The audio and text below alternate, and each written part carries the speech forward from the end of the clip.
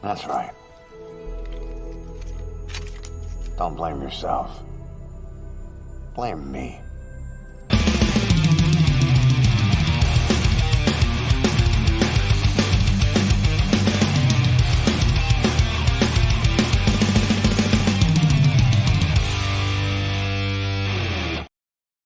Yo, what is up? Oh, goodness. It's good to be back live. I am admittedly a bit tired today just because I've been up for close to 24 hours now. Not my intention, just my sleep schedule got all jacked up. All jacked up. So I'm trying to correct it as best I can, and it always takes like a week to get it done properly. So without overloading myself with fucking caffeine and shit. So, how's everybody doing? I know my Discord server only just now got the notification that we went live, which I don't know who runs the ping cord bot for Discord, but get your shit together, Jesus. Anyway, who's all here? We got Son of the Dragon, Brainbox is here, Tyler Jorgensen, Crystal Hydra, Knox the Last, Daniel Parker is here, Seth Hackley as well. Good to see everybody. Good to see you. Yeah, people are now starting to file in. And there's Serena. There's Crystal Hydra. There's Servant. There's Changus. The Waz here. There's Angry Green Boss. It's not a stream with me if you don't see this in the chat at least once. Angry Green Boss is always around, and that makes me happy because I like that guy. But anyway, we got a cool lineup for today. Kind of a chill stream. You know, topics aren't too crazy. But they're intriguing to me. I'm trying to really think of something crazy that happened today. Oh yeah, something did crazy happen today. Fucking YouTube censoring content over on the fucking Micah and the Hatman channel, my fucking podcast, claiming COVID misinformation when there was no information against on it. It's fucking ridiculous. Very angry about that. Just another thing. Stacking the odds. You know? Just another thing stacking the odds. But let me say this. It has been it's been a hell of a last 30 days. Everything that could have gone wrong with the Englewood Book 2 campaign has gone wrong. And there continues to be issues that I have to work out. There continues to be nonsense that goes on behind the scenes in regards to promotional shit. Things along those lines. And as such, I've had to think about some things. I've had to think about my approach to things. I've had to think about things along those lines. And let me just say this. When it comes to, and I'm not going to talk trash to anybody or anything like that. What I'm going to just say is this. Any single time that there is an obstacle in front of you, that is an opportunity. It's an opportunity for self-reflection. It's an opportunity to understand yourself better. It's an opportunity to analyze the things around you. It's basically an opportunity to think. Think about what's going on. Because here's the thing. Whenever it comes to life, no matter what goes on, there will always be gatekeepers. There will always be glass ceilings. There will always be people telling you that you can't do this. Or that they're not going to help you. And it's an interesting situation to be in. It's not fun. I won't lie. It's not fun. You know, somebody who is your buddy one day might stab you in the back the next. Something might go on that that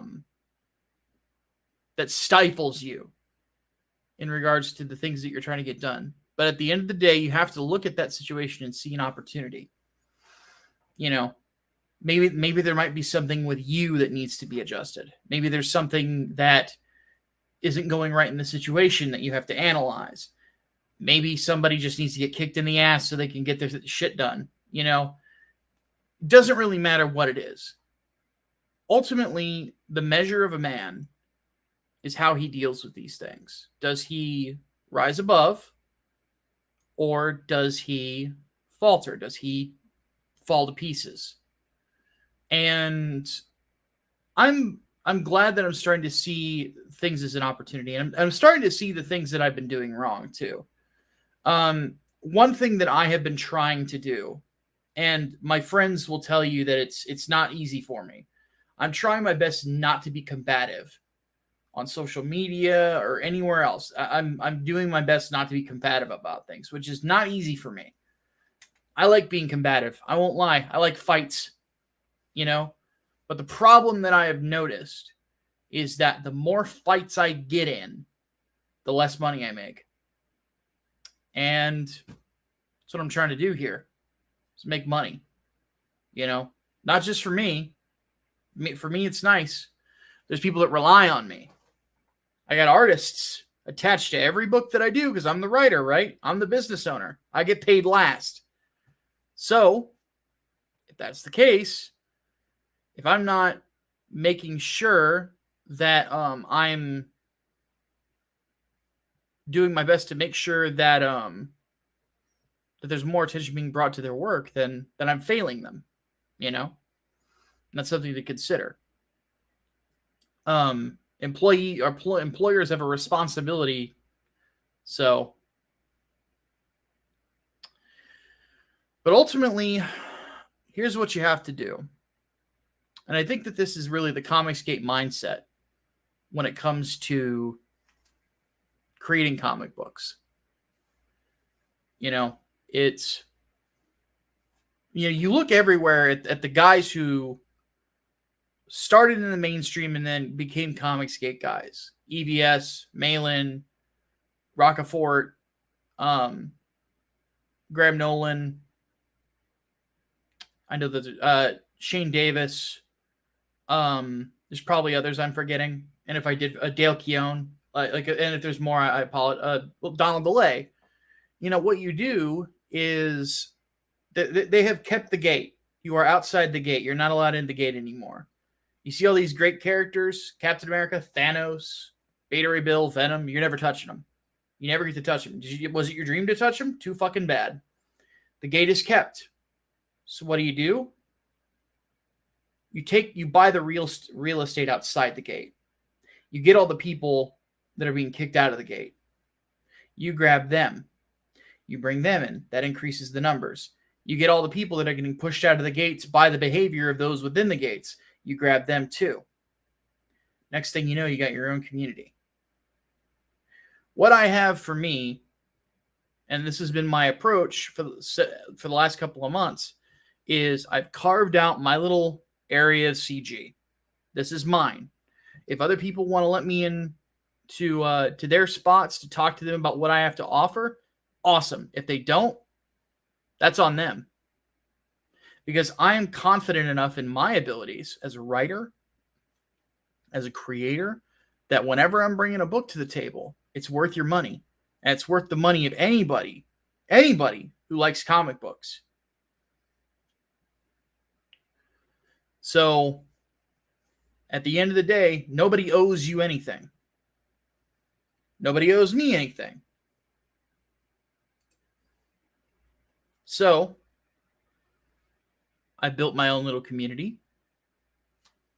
You all are part of it. I'm glad to have you here. And I will continue to push this. And if I have to do it by my lonesome, that's fine. I mean, I've only appeared on one other show, aside from this one, to promote Englewood Book 2. And that was Rated Point 5, people I'm very close with. I'm supposed to be on The Rabbi with Another Planet on his show this coming Saturday. He's been wanting to talk to me for a while now. And I'm looking forward to speaking with the Rabbi. But other than that, I haven't booked anything either. But granted, that's kind of my own fault. There's a couple people I do want to talk to. But they're people that I talked to last time too. CGUK guys and Mandy Summers, which those are all people I've known for years.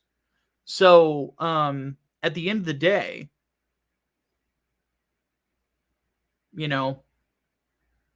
I have a responsibility, but I honestly believe that I can shoulder this burden, and then we'll go from there.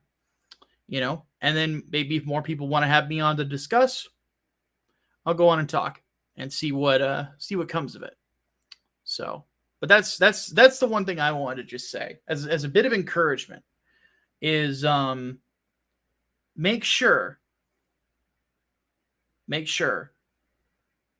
that you are determined.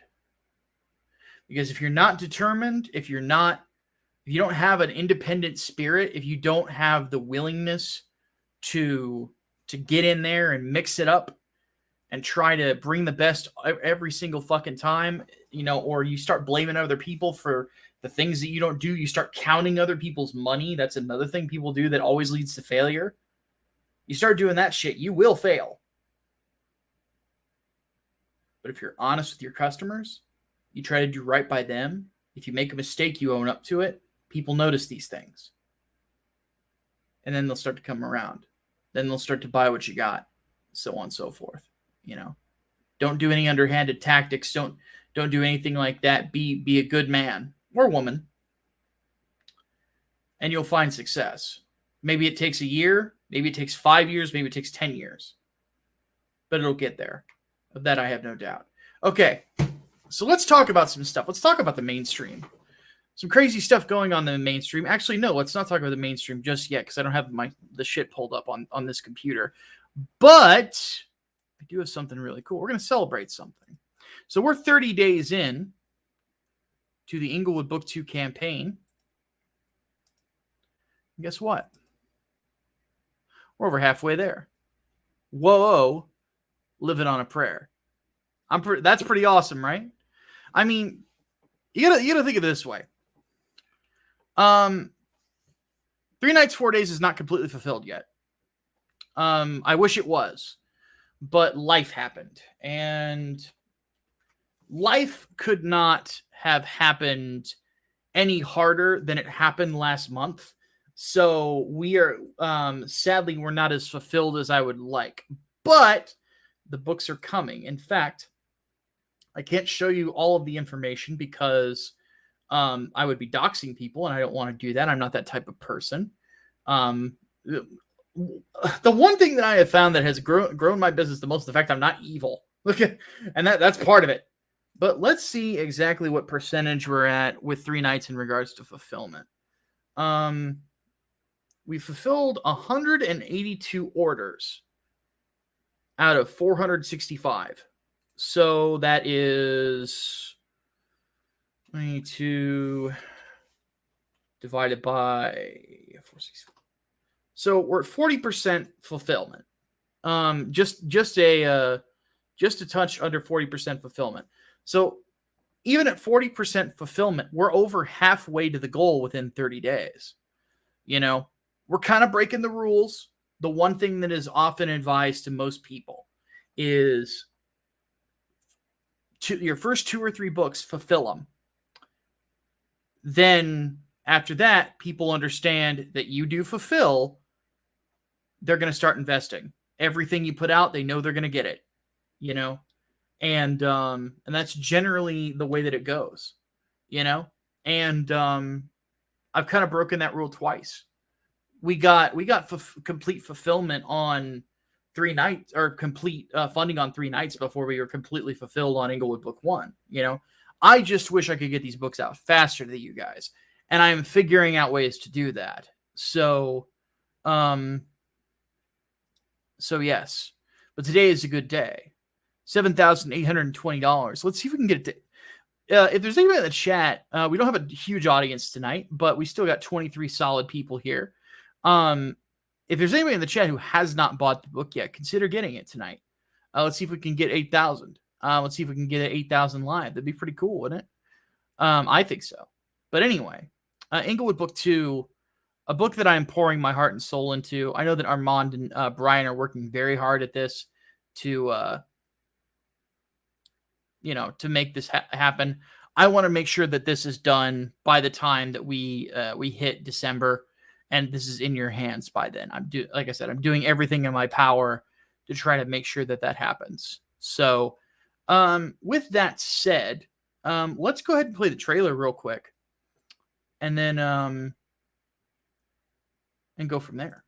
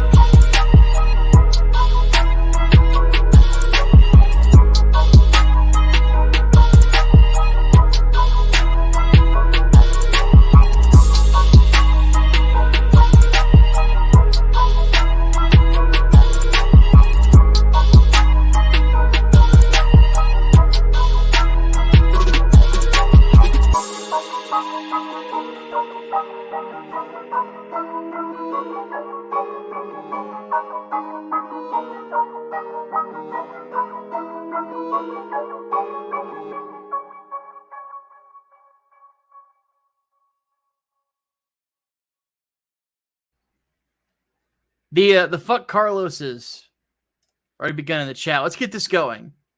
Let's get some more fuck Carlos. I want to see what everybody thinks about Carlos. Because the more people are pissed off at Carlos, the more I'm convinced I made a great villain. People hate him, and that's the thing. That's rule number one about creating a villain: make him a bastard, make him an asshole, make him somebody nobody likes.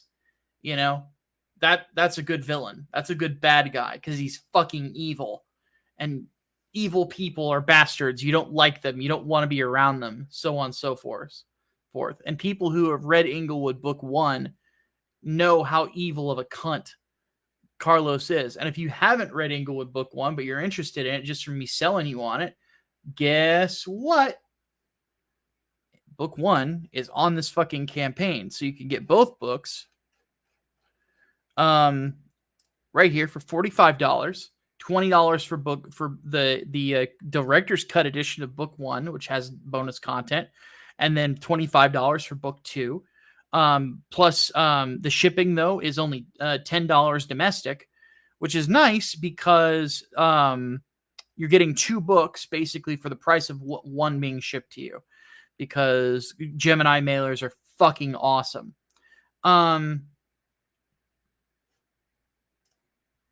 Yeah, that's only what his mama says because she didn't know what's going on.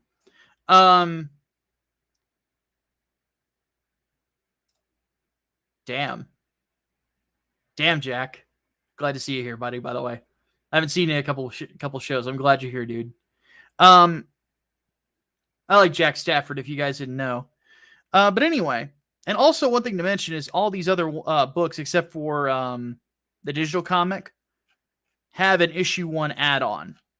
So, I'm muted.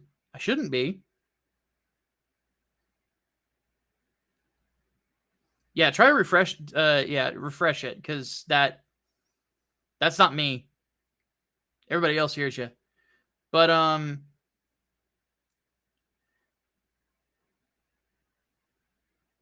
so anyway, as it stands, there's a book I'm very proud of. A book I'm very, very proud of. And we have a lot of other cool stuff going on. But one thing I should also mention, if you do want some fuck Carlos on your wall, which is what I'm calling this print right here, this is in the Windy City Special, which is our big tier. Well, second biggest now. We have one of these Be a Cop left, by the way. I added more. So if you want one of these, this includes the Windy City Special. But Windy City Special includes Englewood graphic novel, digital copy for free, the Solomon's Temple gym shirt, your choice of 2 posters, plus the art prints, all for $75. And you can add in Book 1 if you wanted as well, just in case you missed out on it. That's the good shit. But anyway, these prints though, these are the chapter pages. This one is my favorite. Just because, like, I think to myself, that this, I just think every time I see this, I'm like, man, this was a really good idea. What a genius I am. I am stunned by my absolute genius.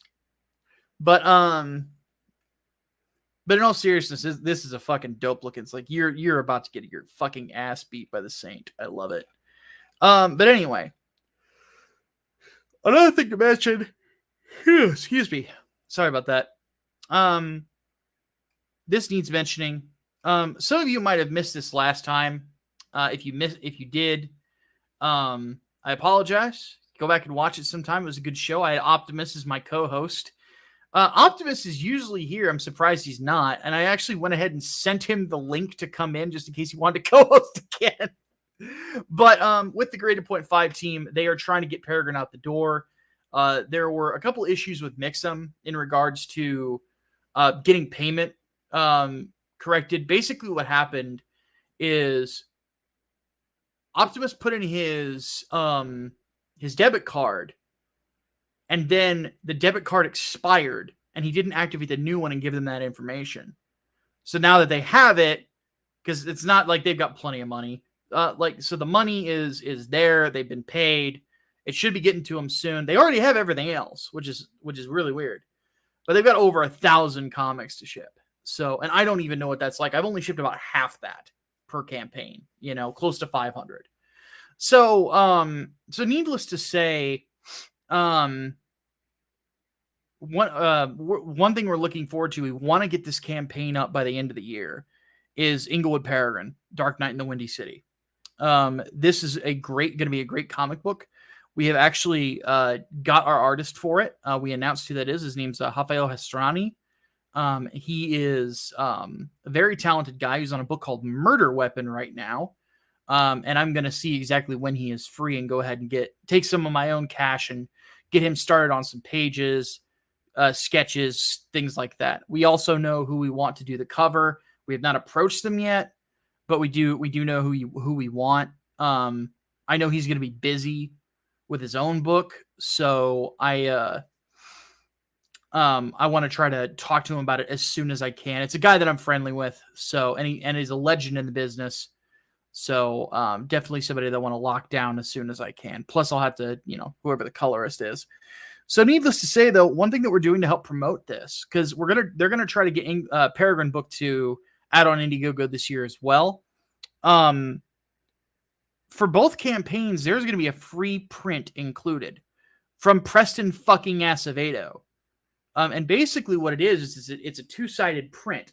One half of it is one part of the story. The other half is the other part of the story. Sort of like if you separated the cover of X-Men #1 into two different things. That's what that is. And together they create a whole poster. So super excited about that too. Not to mention, after the first 36, after the campaign of Englewood once we're in demand, then we will be we'll be working on concept for 3 Nights 4 Days Part 2. We might have that Indiegogo out this year too. So pretty exciting stuff, I would think. So anyway, if you haven't backed it yet, please do. I'll refresh the campaign once we get a little bit later on. So, one thing, though, that's been weird in the mainstream, because Optimus isn't here yet, I'm going to go ahead and take my headphones off. One thing that's been weird in the mainstream that I've seen lately is, there's a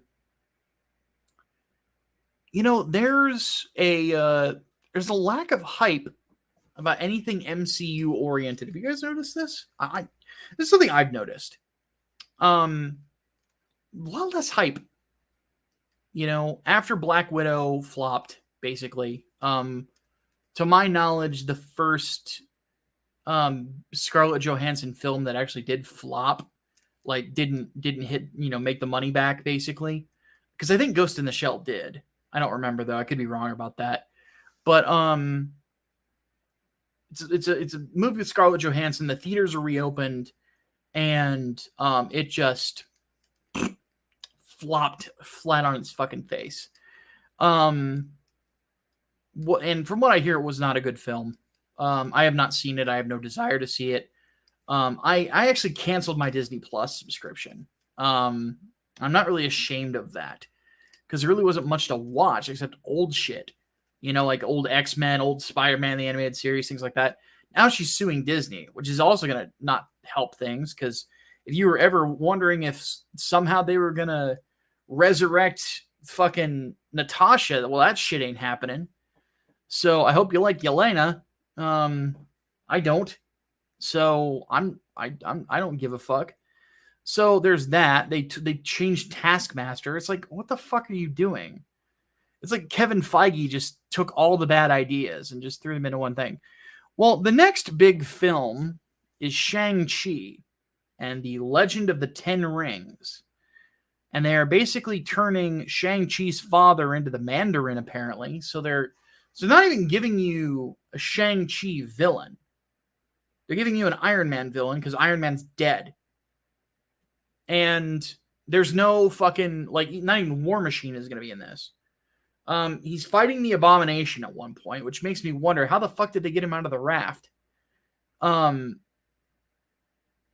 So we're getting Abomination without the Hulk, which, isn't the worst thing. Ant-Man and the Wasp had the fucking Ghost as a villain, and that's another Iron Man villain. Not really I'm an Iron Man fan. I wouldn't say that the Ghost is that notable of a villain. It's like Ghost is one of those characters that you kind of expect in a menagerie, but never like a solo Ghost story was never really one that I was ever excited for. The Ghost is always working for somebody, so he was never really. I can't really remember an arc of Iron Man that the Ghost is the main villain that I was ever excited for. It was always the guy behind him that I was excited about. Who's Abomination? Was he the Red Hulk? No, Abomination is Emil Blonsky. He's the Hulk's oldest enemy. But anyway. But one thing I was curious about is where exactly is where is the Marvel hype at? Who is it with at this point? Or the comic book hype in general, I should say. Where is it at? Where is it sitting right now? And I think I know where. I think I know exactly where it's at. We're going to compare some numbers. Just a second to pause some things. We're going to look at some numbers. We're going to look at some fucking trailer numbers and see where these are getting put. So, Shang-Chi and the Legend of the Ten Rings. Let's have a look at it. Let's look at some statistics. So this is on YouTube. This is just trailer views. We're looking at 14,144,988 views. This was published on June 24th. 417K upvotes, 8.4K downvotes. Okay, that's not bad. 14 million hits, right? It's like a PewDiePie video. But what happens if I click this next tab? Oh. 20 million views. This was just published on the 2nd, so just 3 days ago. 20 million views. The ratio is very different. What about the first trailer?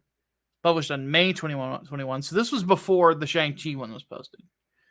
But 32 million views. So what are we seeing here? Because here's the thing. There was a point being an MCU movie was enough. It was enough to get hype built. It was enough to enough for all of that, right?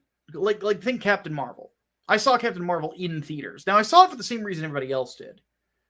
And that was because you were thinking it might have something to do with Endgame. Had nothing to do with Endgame, but you thought it did. And as such, people went and saw it. and it made $1 billion. And you can't really discount that. Well, like, there's obviously circumstance, but you can't completely throw it out. But because I mean that's something that Marvel will always get to say, is that, hey, we took a character that nobody really fucking knew, and we got her $1 billion film, you know. But what about after that? And by the way, they did that with another movie, Black Panther. And by the way, I'm not going to say that like Black Panther was successful just because woke. I think that's bullshit. T'Challa has always been a great character. And coming off of Civil War, I just rewatched that movie yesterday. Chadwick Boseman kind of stole the show in every scene he was in.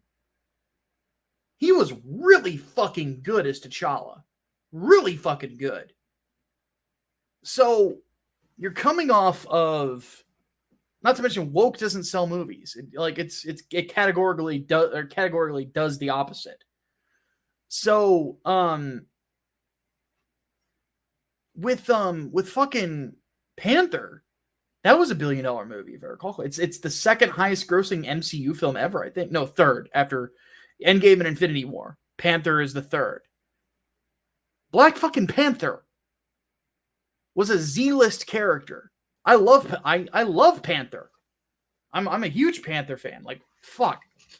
I showed this on Twitch. Not big of a Panther fan I am. By the way, at some point, I need to have Dan Fraga on here, because Dan Fraga actually did art for this run, not in this book, but much later on. And in my opinion, one of the most daring arcs in comic book history that constantly goes unnoticed. But for those of you who have never seen this, so this is my Black Panther Complete Collection Volume 1. I need to get the whole thing, but it's signed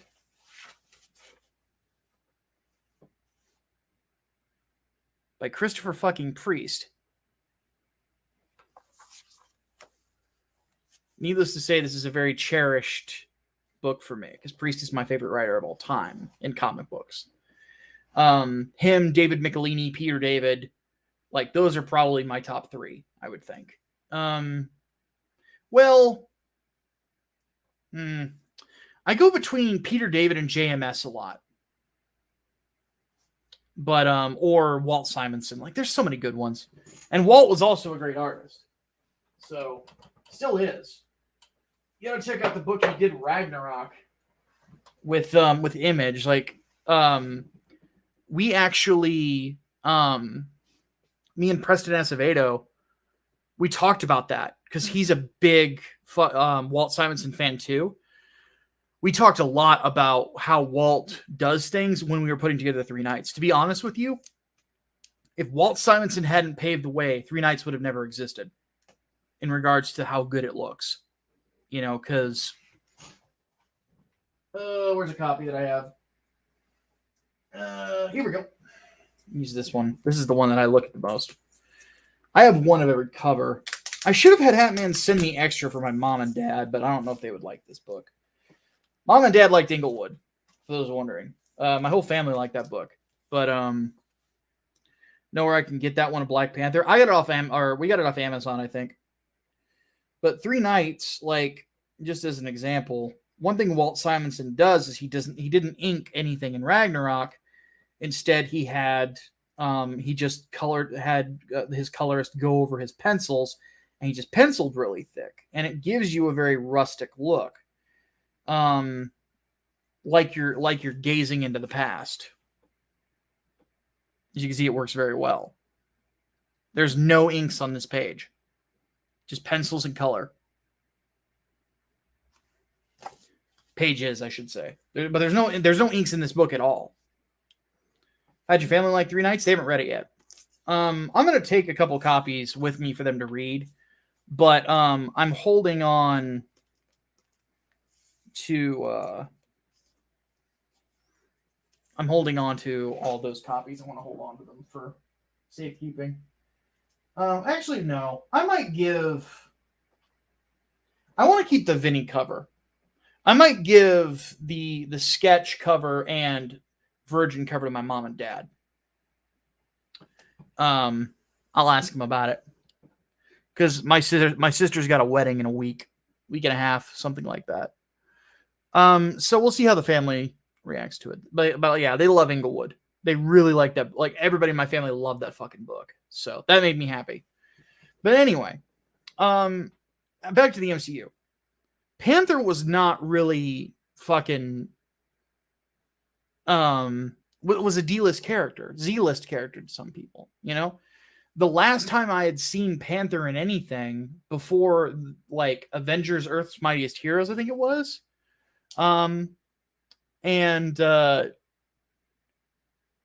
Before that, it was like the Fantastic Four animated series. Like I hadn't seen him in forever in something. So outside of the comic books. So hold on one sec. Oh, I needed that. Oh, that felt good. Okay. So anyway, but the MCU, that was the magic of the MCU. Is you can take a character like Black Panther, throw him in Civil War. Chadwick Boseman knocks it out of the fucking park in that film. And then the next move, he was in Ultimate Alliance, wasn't he? But you throw him in his own film. People are interested from the previous one. $1 billion. Fucking awesome. You know, and Panther was a good movie. It's not brilliant. I think it's still pretty good. It's not. When I went back and watched it recently, I watched it like a week ago. That's right. Panther did have a cameo in X-Men the Animated Series, but that was before I think he showed up in Fantastic Four. But anywho, point being is that Panther was a character that was not big. And if you think about it, the MCU kind of did that in general. Iron Man was not that big of a character when the Iron Man film came out, but it was so fucking good, people couldn't turn their heads away. The Hulk was always big. The Hulk will always be one of the most popular Marvel characters of all time. But I'm trying to think of the movie because Iron Man and Hulk came out between like a month between each other. I still love that Hulk movie. I really like Edward Norton's Banner a lot fucking more than I do the dude who's playing him now. But Norton just is not the type of guy for franchises. He just doesn't want to do them. Which it is what it is. He's very, like, you go back and you watch the Joe Rogan interview with him. He's very fond of that film, but it's not his thing to keep doing one thing over. Yeah, Mark Ruffalo. Not his thing. But from what I understand, he recommended Mark Ruffalo to take over for him. So, but I remember that was a good fucking summer for comic book movies because you had Iron Man, The Dark Knight, which is probably the best comic book movie ever made. At least in my opinion. But you had The Dark Knight, and then you had the Hulk. Then you had Hancock as well, which wasn't really a comic book movie, it was a superhero movie. It was a good 2008 was a good year for that. But let me look at like the list of characters within the MCU that have had movies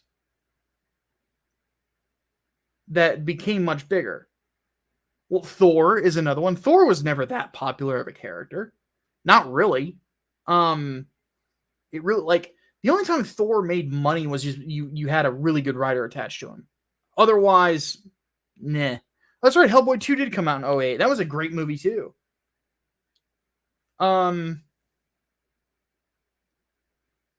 trying to find.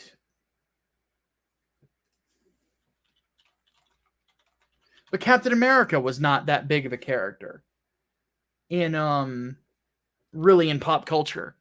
Then his movie comes out and it's really good, you know?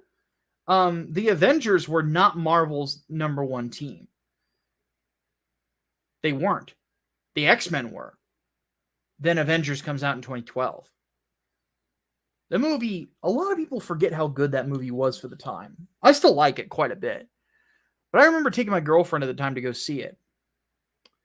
And I remember her describing her mood after we watched it. And she goes, "That left me feeling like I am soaring." which is what superhero stories are supposed to do. But there's that. The Guardians of the Galaxy. Nobody who knew who fucking Groot was. Nobody who know who Drax the Destroyer or Rocket Raccoon or fucking Star-Lord or Gamora. I knew who they were because I'm a fucking nerd. But normal people didn't know that shit. Guardians comes out, flips the script on the type of characters that they are. Instant hit. Ant-Man, Doctor Strange, Black Panther, the Wasp, like Captain Marvel, whether we like it or not, like these characters, just the fact that it was a Marvel film sold tickets. Nowadays, I don't really think that's the case. I should probably update the topic, shouldn't I? That's how tired I am. So Venom versus Shang-Chi, where does that leave us? Well, let's be honest. Like, I like Shang-Chi as a character. Shang-Chi is one of the several characters, martial arts characters from Marvel that inspired the Saint of Englewood. Because like I always tell people, he's actually a martial artist first. He's not a gadget guy or anything like that. He's a martial artist first. He just happens to have better tech. Actually, if I were to describe him, he is more like Shang-Chi in a black outfit with tonfa than he is Batman, or Daredevil. He's a lot more like Shang-Chi. So the fact of the matter is that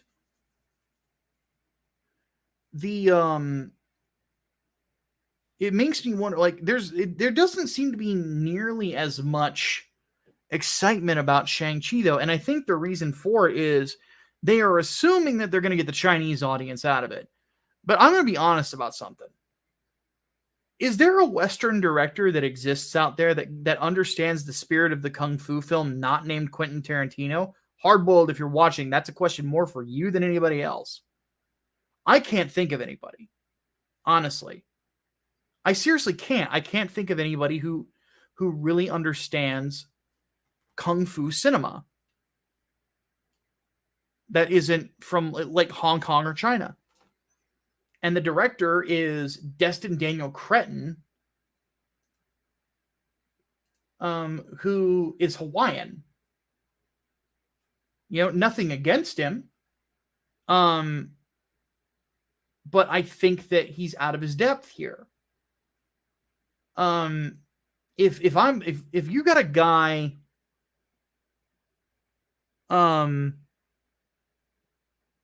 if you got a guy who wants to do a Shang-Chi movie, they better know who the Shaw brothers are. That's the big thing. And they better fucking understand, whoever directed Kung Fu Panda. This would probably be my pick, honestly.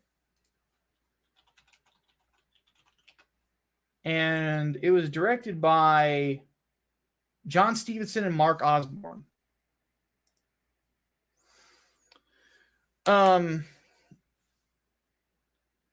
Like that's it. So John Stevenson, Mark Osborne, and Quentin fucking Tarantino.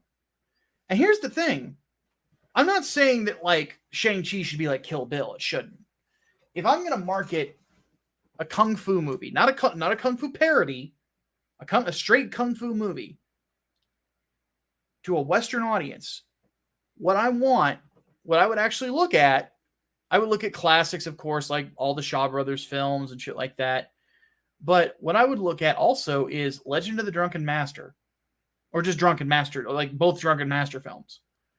That would be where I would be looking. That would be where I would be going for, and I didn't get that vibe from the movie. It just felt like another generic superhero movie.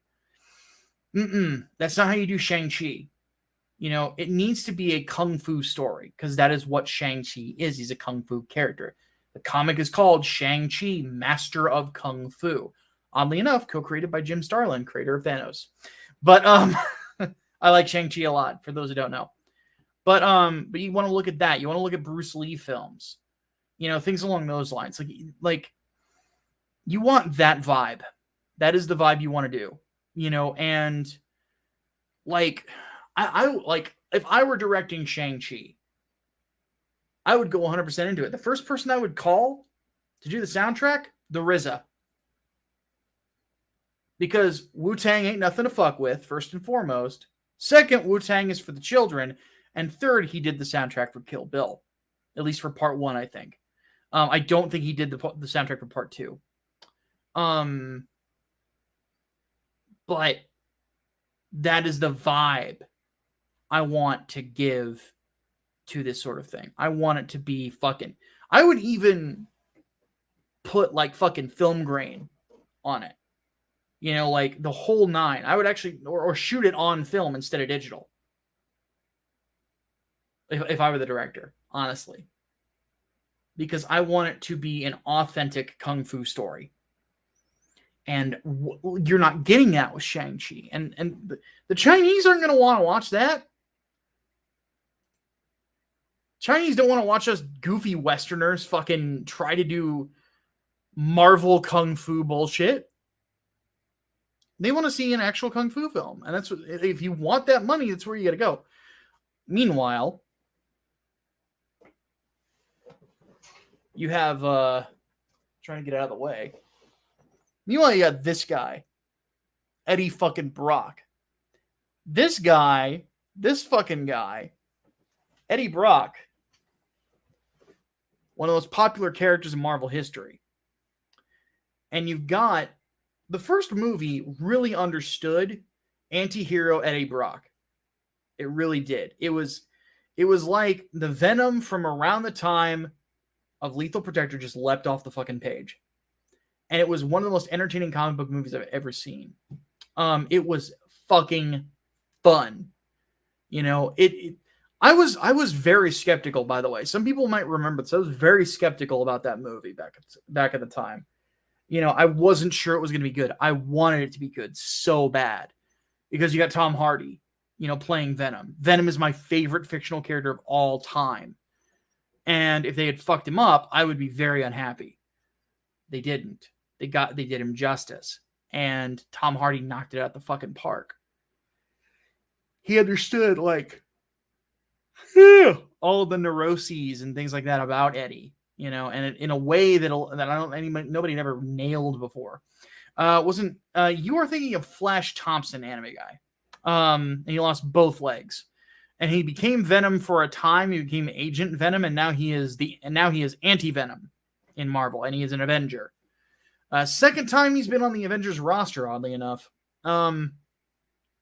So, and a good pick, because Flash Thompson's good people in the comics. But anywho, where was I going with all that? But Venom, that first Venom movie, they got it. And it was a hit. It was huge. I mean, how much money did that make? It was like 800 million.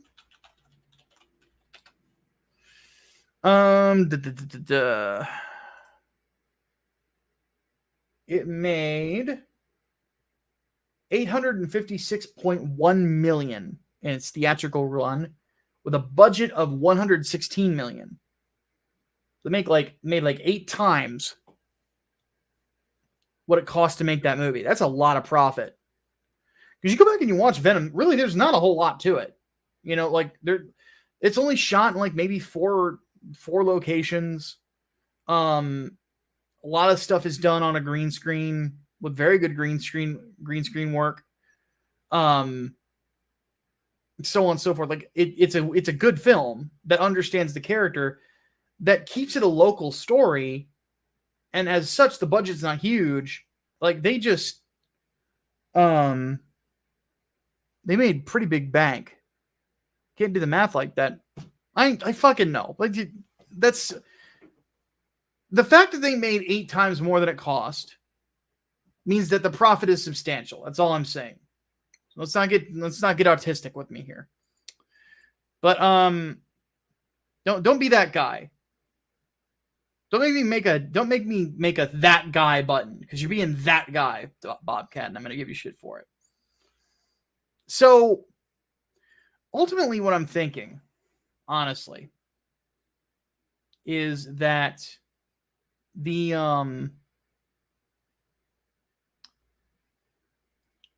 I think the Marvel magic has kind of run off, honestly. I think that they don't really have a hook for introducing people to new characters. They really don't, because they're not building towards anything. And Kevin Feige has even said as much. You know, like the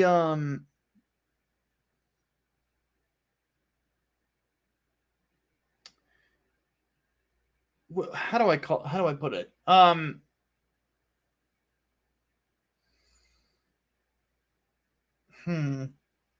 With nothing to build towards, nothing big to build towards, because like even the television shows are just leading the movies. With nothing to build towards, the mystery of what's coming next is gone, and that sells tickets. That's why I bought Ant-Man, or why I went to go see Ant-Man. You know, turns out I could have missed both of them. Well, actually, no. The second one did actually have something to do with Endgame, so I couldn't miss the second one. But you can skip the first one. But like you felt like you couldn't, like the movies that had lesser known characters didn't feel like something you could skip. Now they do. Like, why the fuck would I want to watch The Marvels? You know? Why would I want to do that? You know? Unless Monica Rambeau is fucking awesome in it. Then I might go see it. But then again, you got to fucking deal with Brie Larson. Ugh. Pass. But, like, The Eternals. Why would I want to go watch The Eternals? What else is going on? Kamala Khan. Why would I give a shit? You know, like they're not leaning anywhere. You know, there's nothing going on. And like people start to say like, oh, they're setting up for Doctor Doom, or they're setting up for fucking Galactus. No, they're not. Not from what I've seen. There's from what I've seen of fucking WandaVision, that's actually leading towards the Doctor Strange movie. In fact, he was originally supposed to be in it. And then they cut him because it would be mansplaining. They're setting it for Kang the Conqueror. Well, yeah, and that's one thing that they're saying, but Kang is going to be in the next Ant-Man and the Wasp movie. And for all we know, he's going to get killed off. I mean, granted, you can't really kill Kang, but you get my drift. Also, isn't it kind of funny that they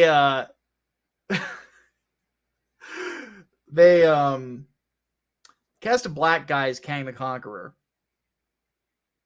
and he can multiply himself.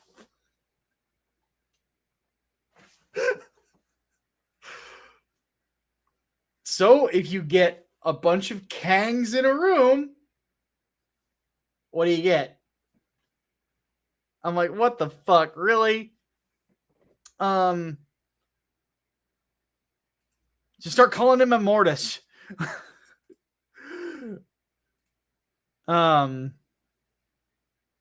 That'll fix it. Immortus is a better name anyway. But anyway, Kang the Conqueror is a good character. I've never liked his name. I always thought Immortus was a better name. But anyway, as it stands, the characters, like the only films that I think that they're going to make serious bank off of at this point, Thor will probably make money. Doctor Strange will make money. Marvel's maybe, if they can really tout the girl power thing in marketing, they might make a profit. I don't see it making another billion. That's not going to happen. A lot of people left that movie with a sour taste.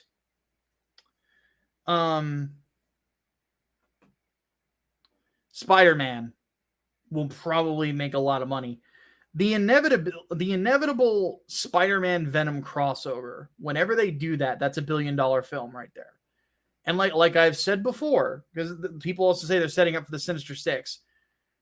Spider-Man and Venom versus the Sinister Six is Avengers level money. I'm saying that right now. Spider-Man and Venom versus the Sinister Six. If you can make that movie happen, that's a $1 billion movie. Easy. I would say that's Avengers money. Which how much did Infinity War make? $2 billion? I would say that it would hit $1.5 billion. You know, because you've got Tom Holland, who I think is he's my favorite Spider-Man. If it's Thanos clapping his cheeks, I'm gonna kick your ass.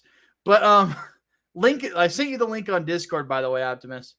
But the thing, like, I'll be honest with you, man. Like, I can't. There's no incentive to go and watch shit. But I like Tom Holland as Spidey a lot. He's my favorite, honestly. You know, and then you've got fucking Bane, Tom Hardy as Venom, who is Venom. He is Venom. So on and so forth. And then you have the Sinister Six. You're bringing Willem Dafoe back as the Green Goblin. You're bringing back what's his face as the fucking as Doc Ock, Alfred Molina. Dude, that's money right there. You know, because I don't like Tobey Maguire as fucking Spider-Man. I don't think he was that good at it. I don't like Andrew Garfield as Spider-Man either. I like Tom Holland a lot more than the other two. So, like, his film, like, say what you, I haven't seen the second Spider-Man film under the MCU banner. I do like the first one, Homecoming. Because the Vulture's great in that. So you've got Michael Keaton as the Vulture. You've got Alfred Molina as Doc Ock. You've got fucking Willem Dafoe as the Green Goblin. You've got the guy who's playing the Scorpion is the villain from Far Cry 3. Why am I forgetting his fucking name? Michael something or other. That's four that you could use for the Sinister Six. You know, like the yes, we get it. It's like, so again, I have to reiterate this. They didn't have access to Reed Richards, who originally played that role in the original comic books. And for those who are saying he was never an Avenger, he was a reserve member, like within the first 30 fucking issues. But yeah, Michael Mondo. And by the way, I really like Robert Downey Jr.'s Iron Man as a father figure to Peter, because it taught him some responsibility as a character and started moving him into being a family man, which was fucking important when fucking Endgame came around. He wasn't thinking about having kids until he met Peter Parker. I completely support, like, going back and watching those movies, now more than ever, I understand exactly why they had Peter look up to Tony as much as he did. Completely understand it.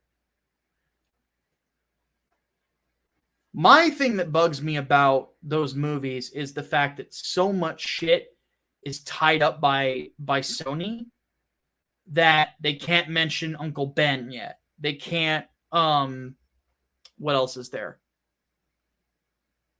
They barely were able to use Aunt May. Like, you can't, like, note, like, there's a lot of characters that they could not use because they had been used in the previous Sony movies. Like, that sucks. Hopefully now that the relationship is better, they'll be able to do that. But there's a video somebody sent me about it, like, that said, like, a lot of those other characters, like Harry Osborn, Norman Osborn, have been tied up in legal hell ever since the Amazing Spider-Man movies. That's why they couldn't use them. And let's be honest, like, fuck, like, what they what they gave us with what they could work with was really good. You know, they had to make chicken salad out of chicken shit, honestly. You know, because yeah, they couldn't. This is the thing. They didn't use MJ or Gwen. They couldn't. Because both of them were tied up by Sony. They could use Spider-Man. You can make a Spider-Man movie. Sure, we'll give you Spider-Man. Can we use Aunt May? Yeah, we'll let you use Aunt May. What about Mary Jane Watson? What about Gwen Stacy? Can we at least get Liz? Sure. That was basically what it was like for them legally. Like Marvel was not put in a good place. It's not Marvel's fault. No offense to Eric July, but I wish he had kind of looked into that a little bit more. So,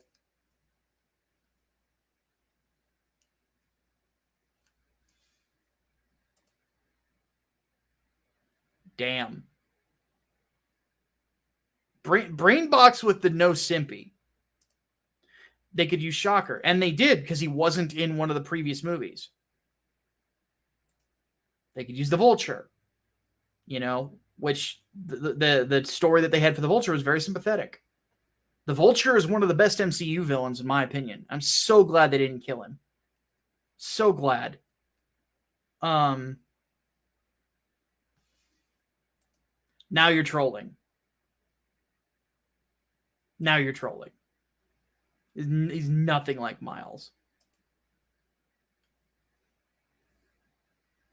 Come on. Come on, it's done. But anywho.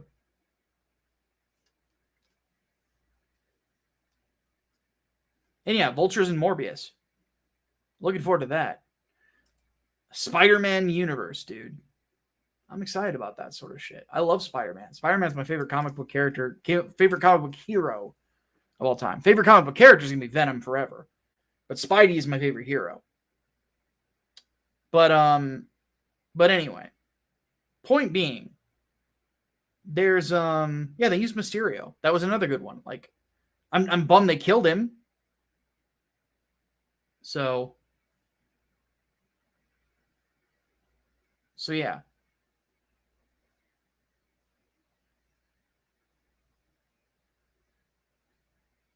Bobcat, I don't see any of your messages deleted, dude. Don't know what you're talking about.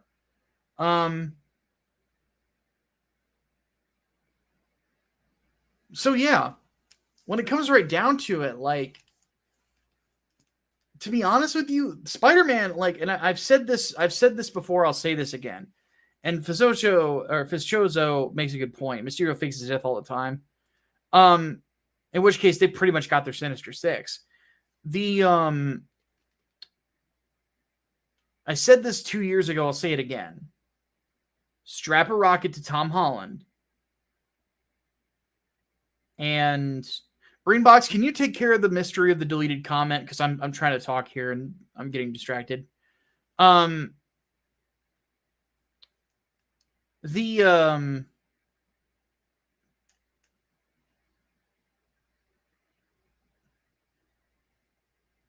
it's Google. Figures.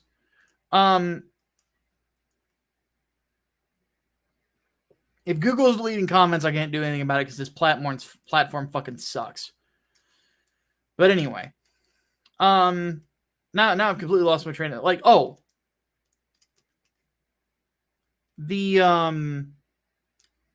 strap a fucking rocket to Tom Holland's back and ride that motherfucker into the sun. Seriously. Just fucking Spider-Man's your ticket. He is the most, he's the third most famous comic book character of all time. And DC is in the midst of fucking up Batman and Superman, so give everybody the Spider-Man stuff. So.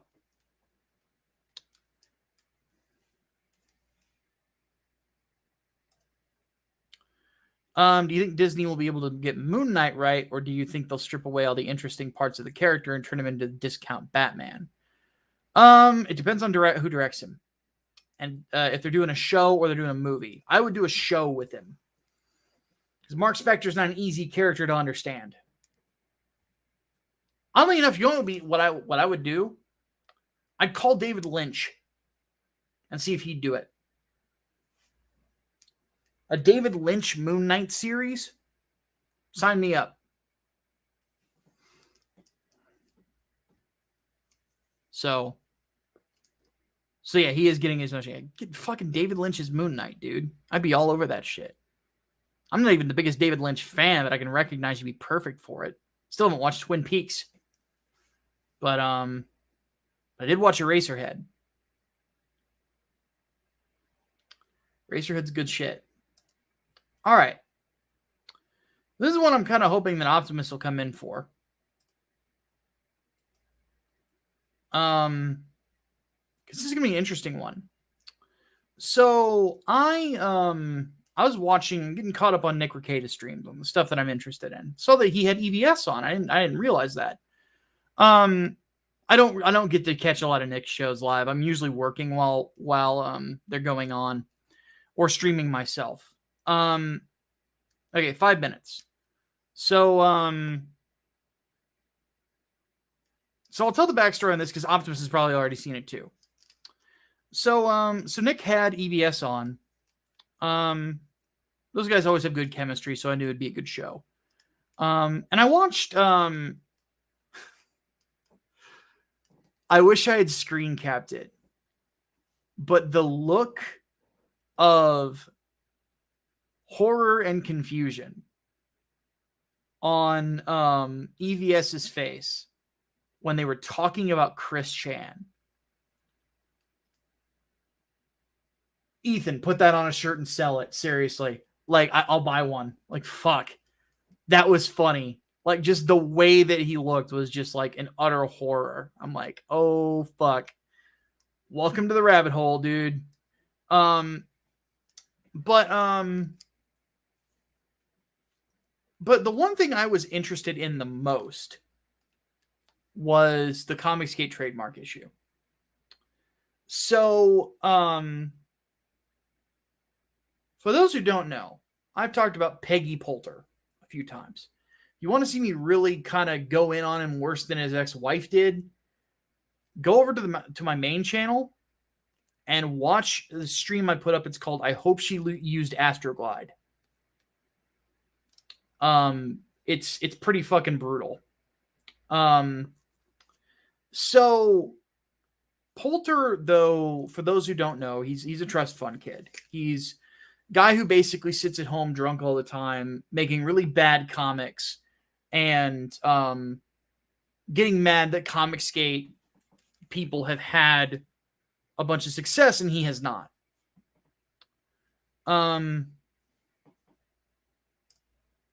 Agreed 100%, Mata. But then again, that's why I still say that I'm CJ. It's because it's what I believe. You know? I don't need to adhere to everybody else's stuff. I just need to stick to the beliefs, and I believe that those beliefs will carry me to success. You know? But, yeah, I agree completely. But anyway, the first bit of legal trouble, not trouble, first lawsuit that he's been basically talking shit about Comicsgate forever. But,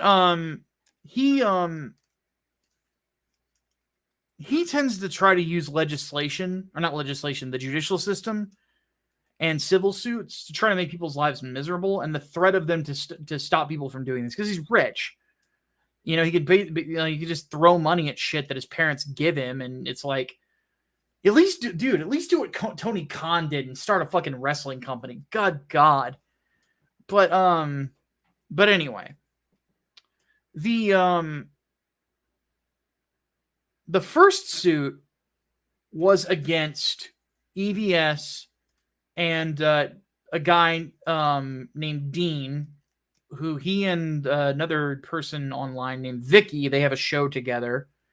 I don't really know if I want to advertise it because I've never watched it. Sorry, guys, but like I said, I'm trying to mend bridges instead of keep burning them. But I haven't watched your show. I can't recommend it to my audience. But I've only had one conversation with Dean, and it was fairly cordial, which was nice. I knew what the game was, though. I mean, I think he was fishing for stuff to use for clips and stuff if I said something stupid, which everybody's got a gimmick. It's just not mine. I can appreciate such powers of destruction when they're used against the right people, though. Because there are bad people out there that try to do bad things, and if you're somebody who's really good at categorizing it, go for it. Sunlight's always the best disinfectant anyway, right? But anyway, so he was suing. So Peggy was suing those two and Ethan. Ethan, of course, being the big target because he's probably a multimillionaire by now. And basically because they called him a pedophile. And the reason they called him a pedophile was Preston was going to publish a comic book that I don't remember the name of, but it was basically kind of a flirting with underage sex, torture, fucking weird S&M shit book. And it was fucked up. Looked like kiddie porn. Tried to put it on Kickstarter, had a massive backlash because of it, because it's fucking disgusting. I mean, for God's sake, like the demon in the story is named Lolita. But Peggy was going to publish it. And he's trying to sue EVS and Dean and Vicky for damages. And like basically, and Ricada basically did a breakdown of the filing. The filing is shit, by the way. Like it's very bad from what I saw. Like specific, like there's misspellings everywhere. It's one of the worst filings I've seen since the fucking Kraken. I won't get into politics here, but for those of you who follow political theater, if you read the Kraken, it's bad.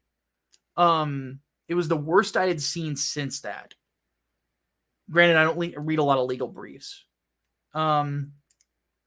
So when it comes, so that doesn't look like it's going to go anywhere. If it has, like, I haven't been keeping up with it, but and I haven't asked Ethan about it either because I don't know how pissed off he still is at me. Hopefully not at all. And if he is, hopefully we'll get to talk it out at some point because I like the guy. I do. And I like I said, I don't want to have beef with anybody unless they're evil. Ethan's not an evil person. He can be a bit, what's what I'm looking for? Cantankerous sometimes, but I'm not of the opinion he's a bad person. But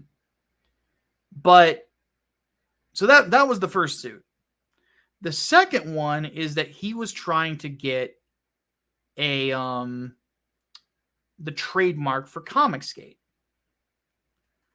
And basically so that he could gatekeep it. Basically say this person is not. Now the first filing and thing when he announced it is kind of hilarious because he earned the ire of a dude that I like quite a bit named Just Some Guy. And Just Some Guy did an awesome video on it. And Optimus is finally here. The Chief Justice Mayor Optimus. Yes, no, get it all right. You got to say the whole thing. I'm like a pimp named Slickback. You got to say the whole thing. But anyway, so have you caught up with the so far? Yeah, I was listening while I was warming up my lasagna. Okay. So basically what's going to happen is, okay, when Thanos comes and he claps the... Okay, don't you even start with me.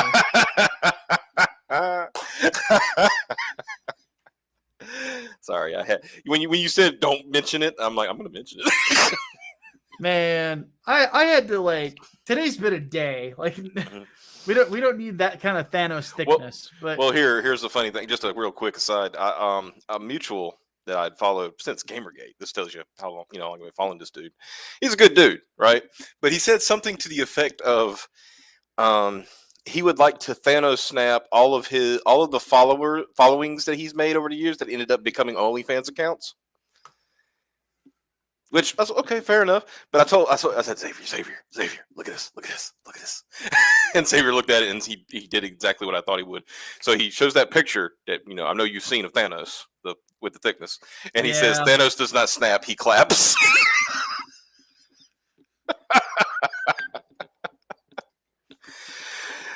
Hey chat, how y'all doing? Yeah. Good to see y'all. Back on topic. So so anyway, I probably should have told EVS I was talking about him, and I probably might have wanted to come in. I don't know, but if he shows up and he wants to come say hi, then he can come in, of course. Who's that again? I was Ethan. through my. Oh yeah, sure. But anywho,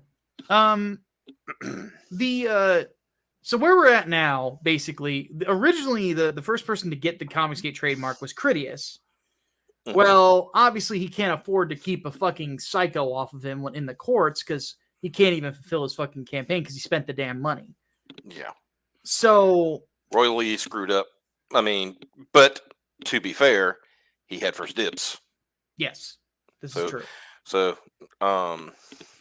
but Critias does have in a court of law, in law, he would have, because he's the one that filed the trademark, so he would be the one who could decide what to do with it. Yeah. And I believe, if I remember correctly, he did re-up it when Preston made his claim for it. Yeah. To kind of sideways, get him, to kind of like, no, you can't have it because I've already got it. Kind of thing. And he can always sell it to EVS. Right, sell, and when we say sell, I mean, I'm talking like, dollar. I mean, like, I think, what is it, $1 is like what would you call a legal transaction? Yeah. In the court. So, yeah. I mean, and here, okay, there's something I do want to explain. And it's specifically to Mata, and I know what Mata was saying, and he's absolutely right about the principles of CG. I'm not in any way, shape, or form ever going to argue against that. The reason why Ethan took the step that he has to actually, would you say countersue, or is he just going to fight it? I think, is it just I'm fighting this because I have to? I don't remember if they said it was a countersuit. It was just like I think it was a motion to dismiss, if I remember. Yeah, that's what it is, motion, and it was from what Nick said, it was a great motion, like yes, really well worded, and I think he got like 10 days to answer and all that stuff. Anyway, the reason this is important, Mata, is because in perpetuity, if Preston got the Comicsgate trademark, you see how down here where it says EVS and the CG trademark, that would be grounds for Preston to have this this removed. It would be grounds to have graded 0.5 taken down. It would be grounds to have EVS's channel taken down. It would be grounds to have any channel that he does not like, that has in any way used Comicsgate in any kind of title or presentation or anything like that, he could have it taken down because he would be the legal copyright owner. You cannot have somebody with that mental state controlling that much. Darby Hatman. So it sounds more like an injection. Probably what it is. I'm just forgetting the terminology. Well, I think it was it is a motion to dismiss from what Nick said the other night when I was listening, I think. Because it's basically saying he has no claim. Yeah. He said he can't sue because he has no claim. Because how it is, and Angry Green Ball said that's a scary thought. I think more people need to understand where this is. This is not just if he wants to Comicsgate trademark, he wants to sell books under Comicsgate, let him have it. No. Preston has said, and we've all seen the clip, talking about Comicsgate, I want to burn it to the ground. And he is petty enough to do exactly what I said he would do. Absolutely. I think we'd all agree that. It's just the way he is. Yep. He's a crazy person. Yep. But the thing is, because he is Preston, I'm going to go with the Cecil argument here. Because he is Preston, he's going to fail because that's what Preston does. He was born to fail. Yeah. I think he said, what did he say one time? Cecil, it was so beautiful. He said, Preston could be pointing a gun point blank range at somebody's head and somehow shoot himself. That's how stupid and idiotic he is. He can't help but like somehow F himself over, So. Yeah. Yep, the see hat. Hat's right. He said legally yes, he could because it count as enforcing the trademark. Yeah, So Hatman is in the midst of studying such things. So yeah, I mean that's the problem, and that's why EVS is fighting. I mean, EVS, from everything I've heard from Ethan, he doesn't want it to market.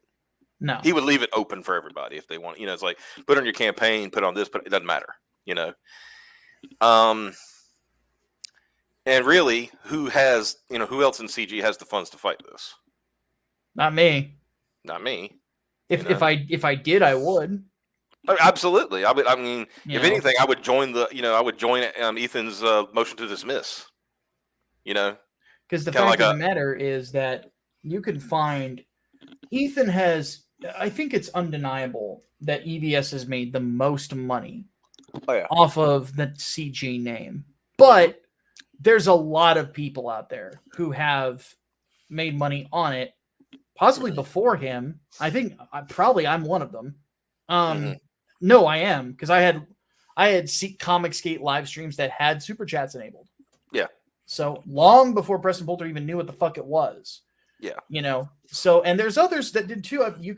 Captain Cummings deleted all of his fucking videos because he's an idiot. But so he lost any claim he had. Yeah, but if he had kept them up and he had not gone crazy, he would have had more of a claim than Preston did. So when it comes right down to it, Ethan really is the right guy to do it. And by the way, people around him have been telling him this for years. I did, Orcada did, Malin did. Yeah, because people were for years saying you need to do this. And I think from what I understand from another stream that I was listening to him, he said that basically, he was kind of on the fence about doing anything. And Andrea said, if not this, then what? Thank you, Andrea. Yeah, because it's like, what have we been fighting for this whole time? To be independent from, people who want to destroy us. Yeah. I mean, you already got people in the mainstream who would like to see us all go away. They're perfectly fine living in their five people in a 1-bedroom apartment. Yeah. They don't care about profit. All they care about is the social justice mentality and all this stuff. That's what they push. That's what they care about. They think that's more important than anything in the world. And and they are of the opinion, if we get rid of the people, aka cancel these people, then we don't have to worry about them, and then we can do whatever we want. But we're kind of the thumb in the pie right now. Yeah. So, well, and that's the thing, and not to mention, this is not the first time somebody wanted to gatekeep this fucking movement. Right. There have been other people that said they were going to start Comicsgate Comics, Vox Day, and then Vox Day's Toady. Yep. Both tried it, went nowhere. People told him to fuck off, and then Vox still needs to send Ethan his chair. Yeah, that was hilarious. I remember that. That was a good live stream.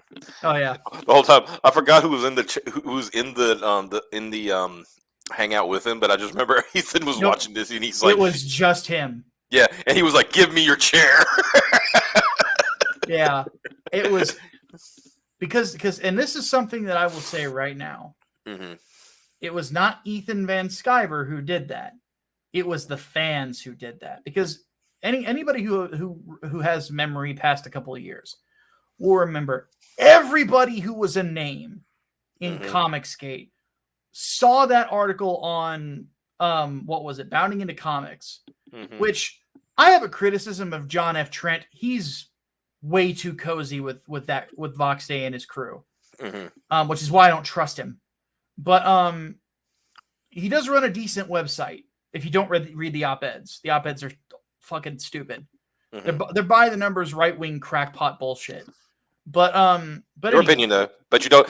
Let me say this, because I just want to make this clear. My opinion as a qualified and experienced journalist. But leave the op-eds alone. Right, but I will say this: that this does not mean that Micah is saying that he wants Bounding into Comics to disappear. They are perfectly entitled to do exactly what they want to do. Yes, it is a criticism. I hope they improve, because one thing I will give them: their news coverage is very good. It is very good. I will give them that. Yeah. Okay. So we have established I'm not trying to cancel anybody. Yeah. But, I just wanted to be sure that we understood that that's not what. Because I don't want any kind of thing of saying, "Well, did you hear what Micah said about Bounding?" No, he didn't say that.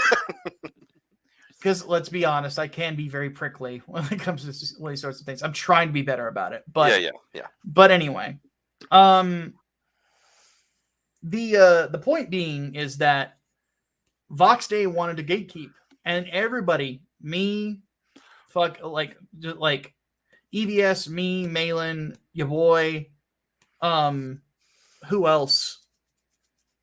Just about anybody who was a content creator, whatever, in Comicsgate said, "Fuck that."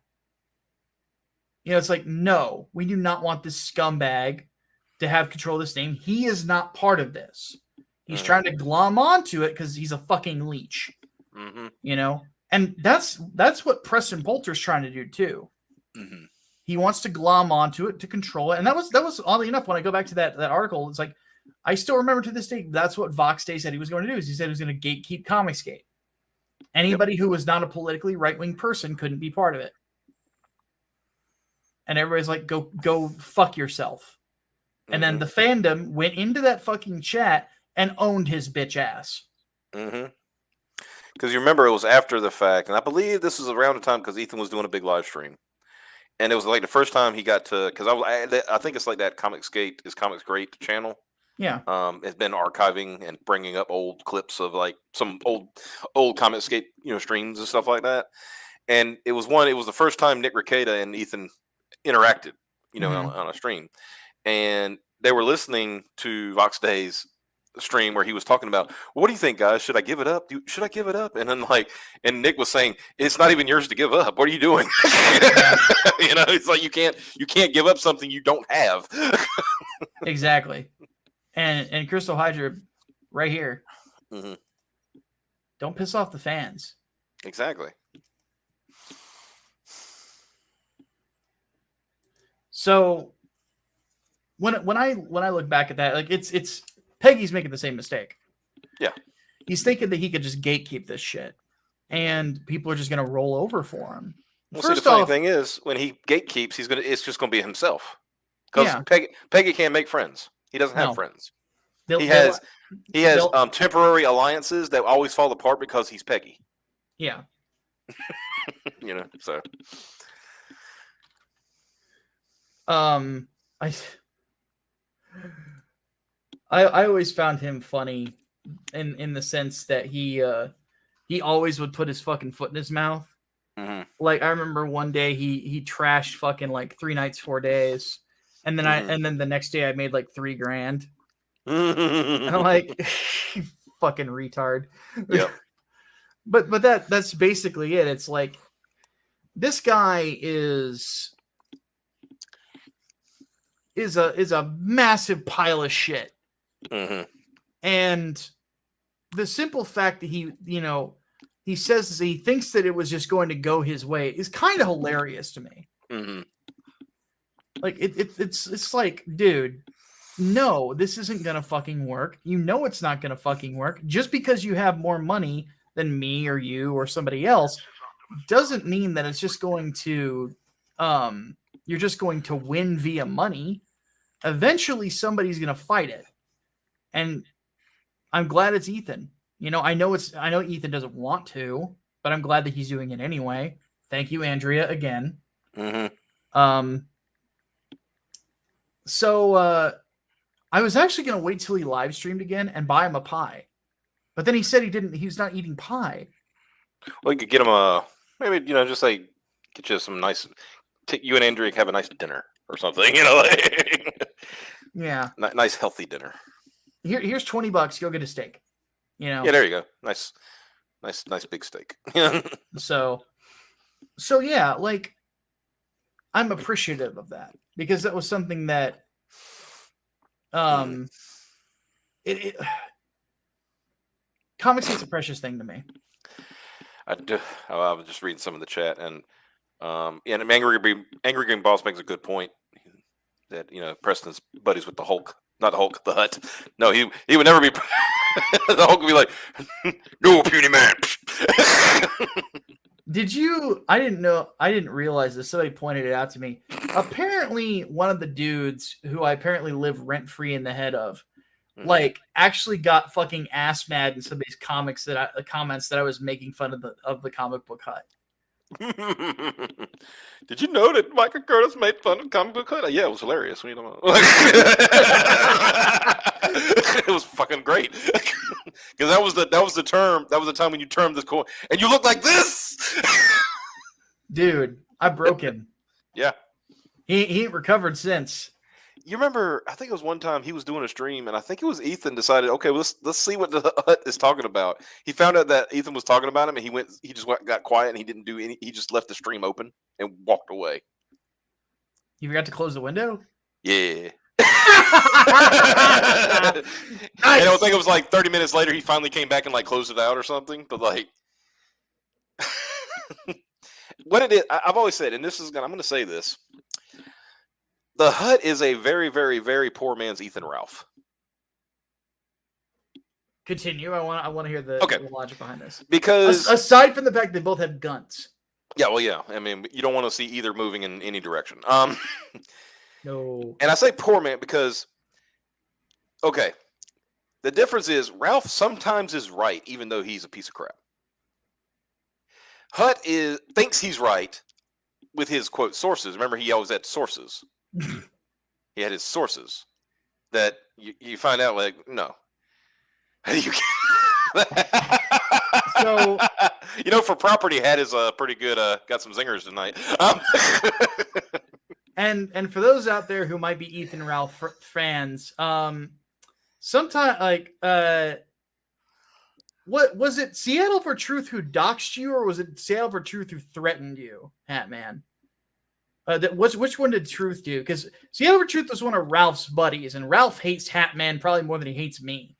Mm-hmm. Oh yeah, well Hatman is the sole reason that comments that Gamergate failed, apparently, according to some people. We actually made fun of that by like when people were saying that again. We had a episode of Micah and the Hatman just called "The Men Who Sold the World."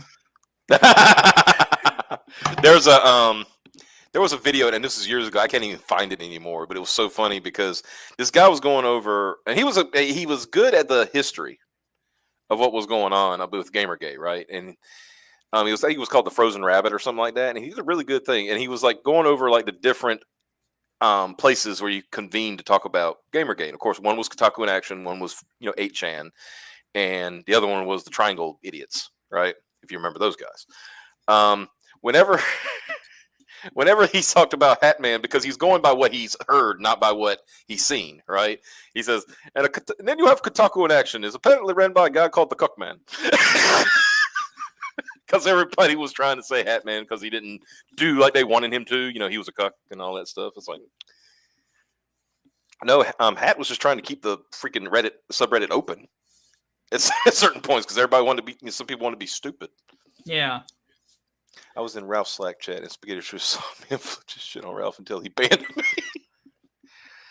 Sounds about right.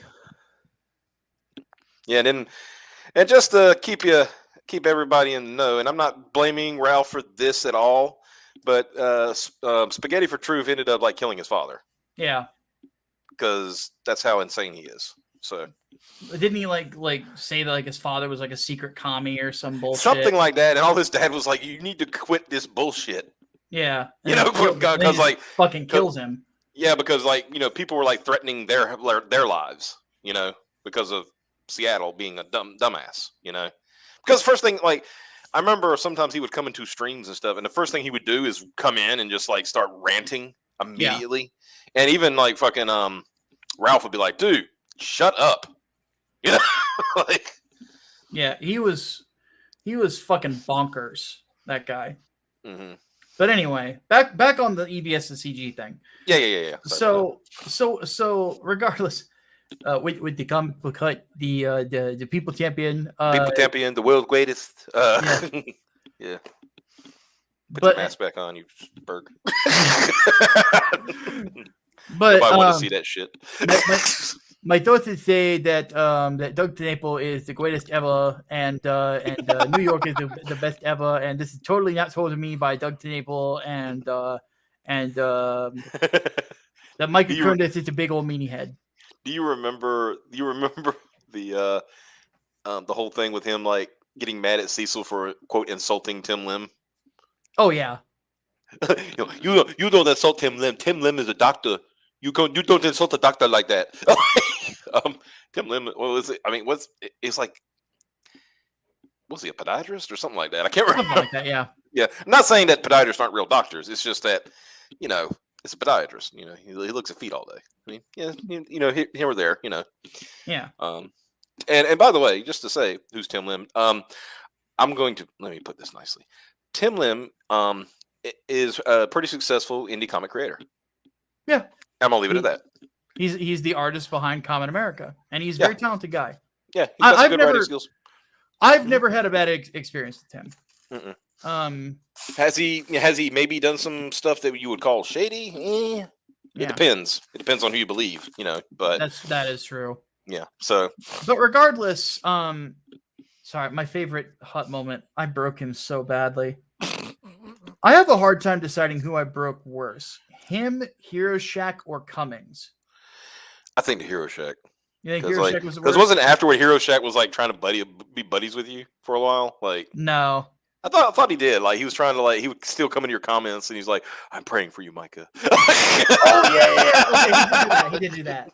Yeah. He did do that. I am of the opinion that Cummings one was the most brutal.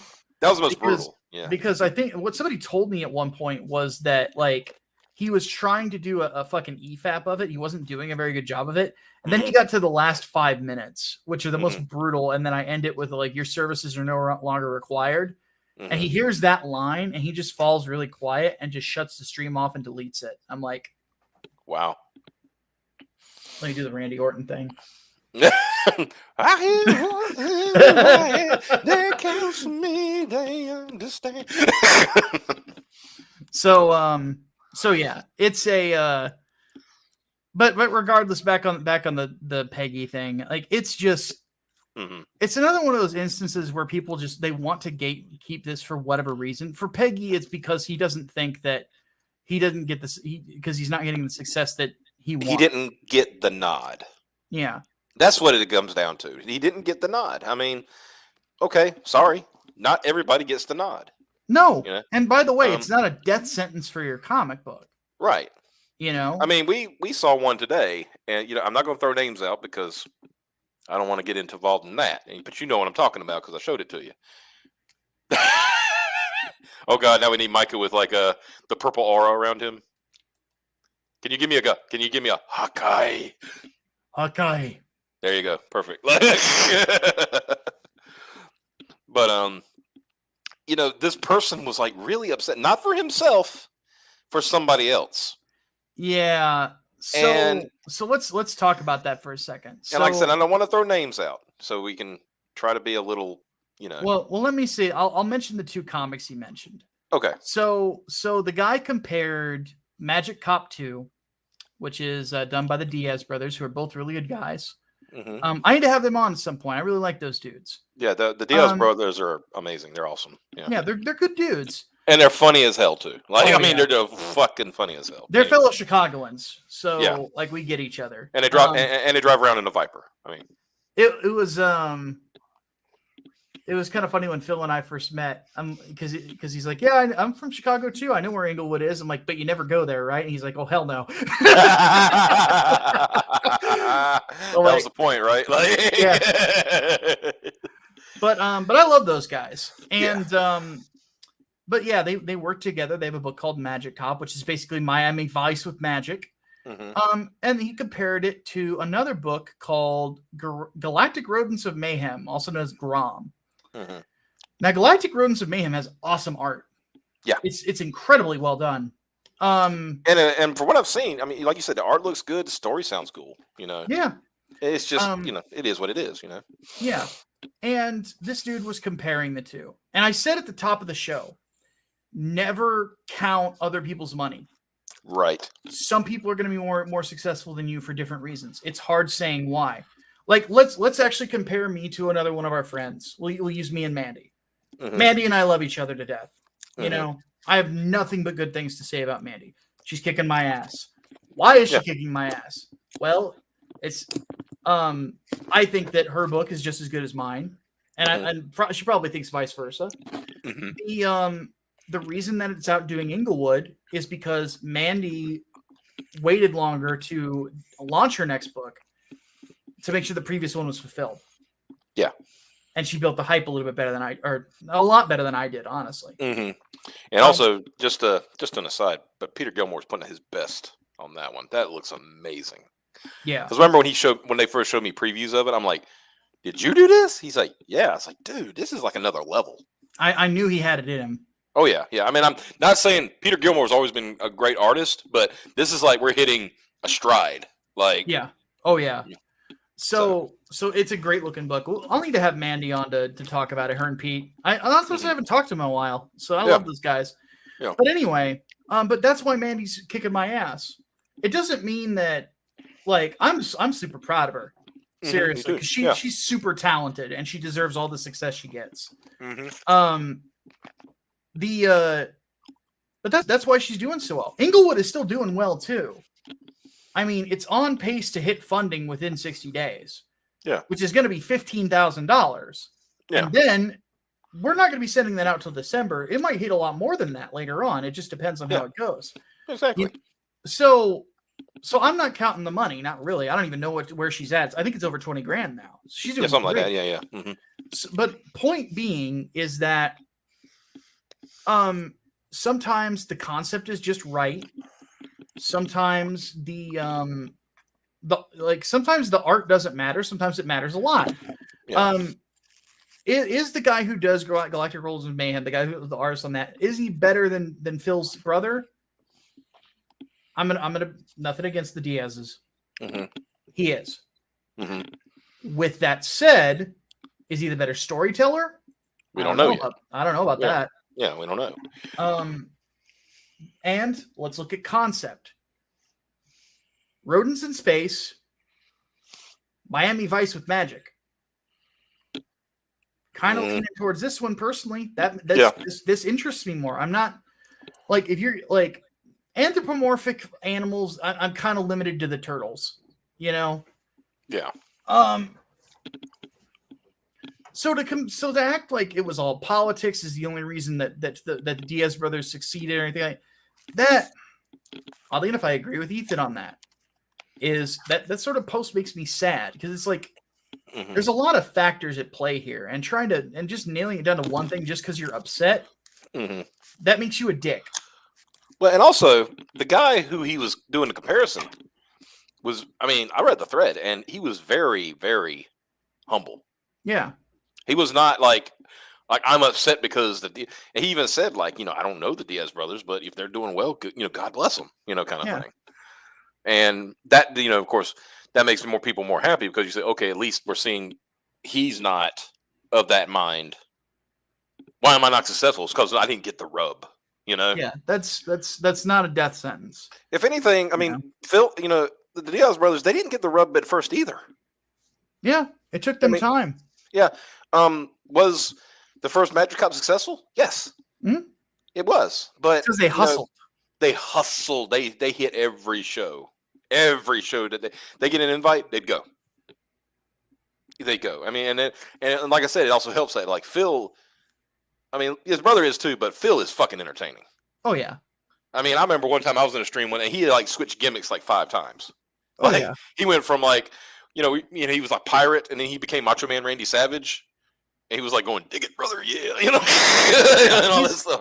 He's a great guy to hang around with, Yeah. And that sells comics. Let's be honest. I mean, let's think about how many books did Stan Lee sell just for being Stan Lee? A lot. I could listen to Stan Lee talk all day.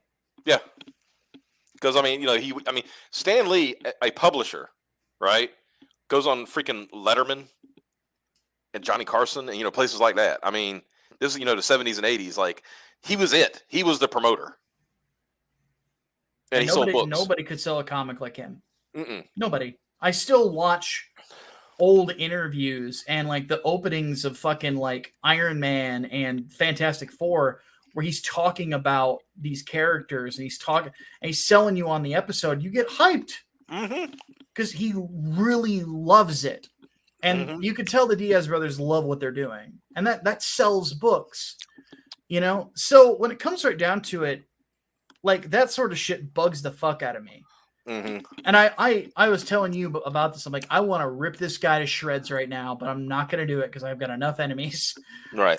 But when it comes right down to it, it's like, not to mention another thing that can be thrown in there. If you sit there and you talk shit about somebody's book, somebody could come around and see the other books you promoted and find one that's worse. Or that they perceive to be worse and light you on fucking fire for it, proverbially speaking. And I know for a fact this person has been told, you need to calm down. I mean, I know for a fact he also went after John Malin's Graveyard Shift because he found one panel in there that he found offensive. Okay, fair enough. It doesn't mean, you know, you might not like it. You know, you're not going to like everything that somebody does. Yeah. Malin has always been a big, gory horror guy. Yep.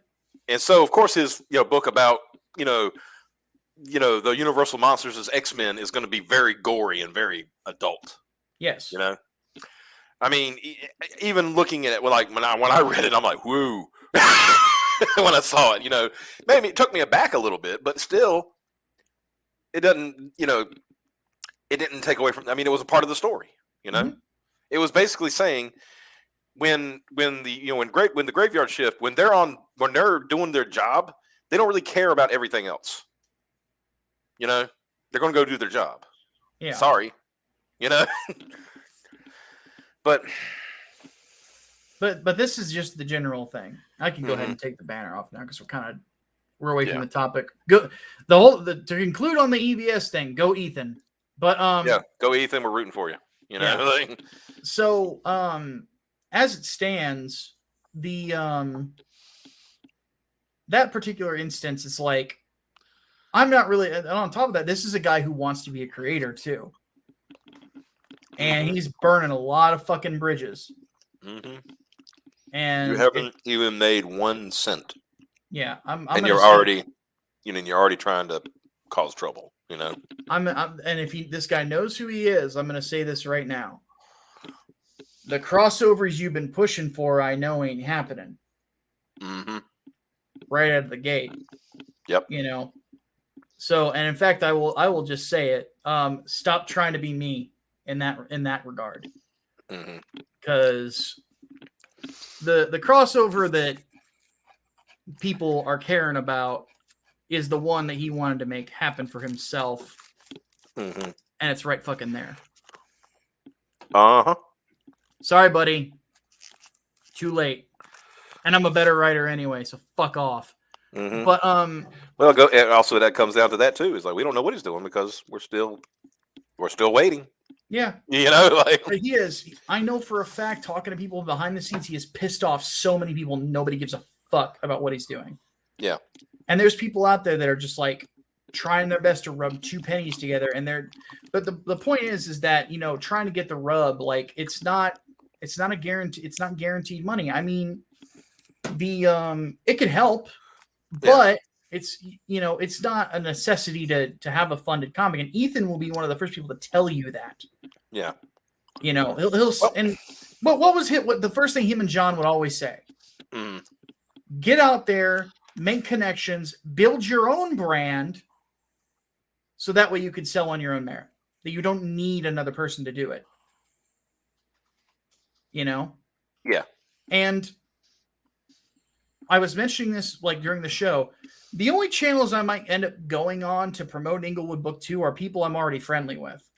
Right. Obviously, it was ungraded.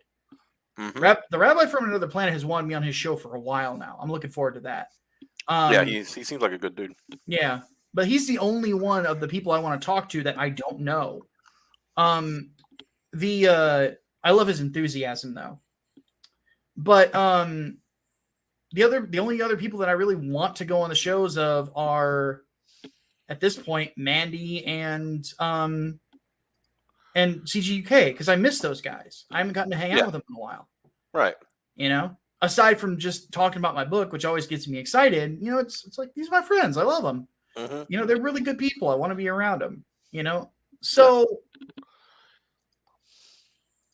Who are we talking about again? Nobody. This is the story of nobody again. Or two. Yeah, another nobody. Another nobody. Who will never be anybody unless he changes. He's got a chance. Yep. He's got a chance. But I think I said this in that video, but I will say it again. Being nobody is a choice. Yeah. You know, if you want your name to mean something, you have to make the right decisions. Okay, and also I just wanted to look up the two campaigns, like the original Magic Cup. And the reason I'm looking them up is because they came out around the same time. Yep. October. It's like it finished funding on October 19th, 2019. Oh, look, the Diaz boys at the same time, October 19th, 2019. They funded on the same day. Yep.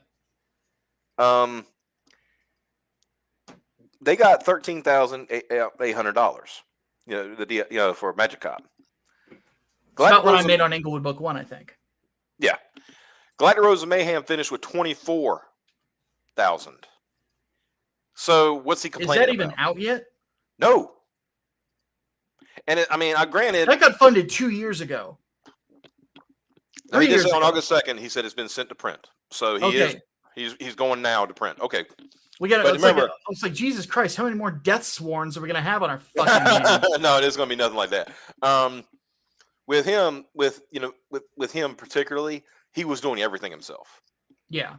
So he was like colors, letters, everything. It was all him. Yeah, and to be fair to Carlo Rowe, who's doing Death Sworn, he is too, and he promised a lot in his campaign. Honestly, a little bit. People even told him it's a little bit too much, but So no offense to Carl, but he's fucking late. And but as it stands, like the whole thing that just bugs the shit out of me is just doing that sort of shit. It's like, dude, let that stuff go. Let it go. Like, it's especially if you're not one of the creators. Yeah. What the fuck are you doing picking these fights? Like, what do you gain out of it? Here's what you do. You put your head down. You make the best thing that you can possibly make, and you promote that. Right? Yep. Don't worry about, like you said, don't count other people's money. Don't worry about who did better than what just because you like them. You know? I mean, privately, yeah, you could be like, okay, I hope so-and-so does better than so-and-so. You know? Yeah. And we all have that emotion. Yeah, we all have that. I'm like, I've always said, it's like,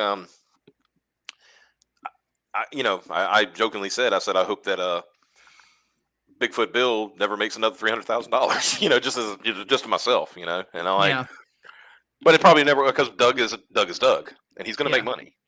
No matter what I say, Doug is going to make money. He apparently couldn't sell Monster Hunt though. Monster Hunt, let's get cracking. $20,000. Yeah.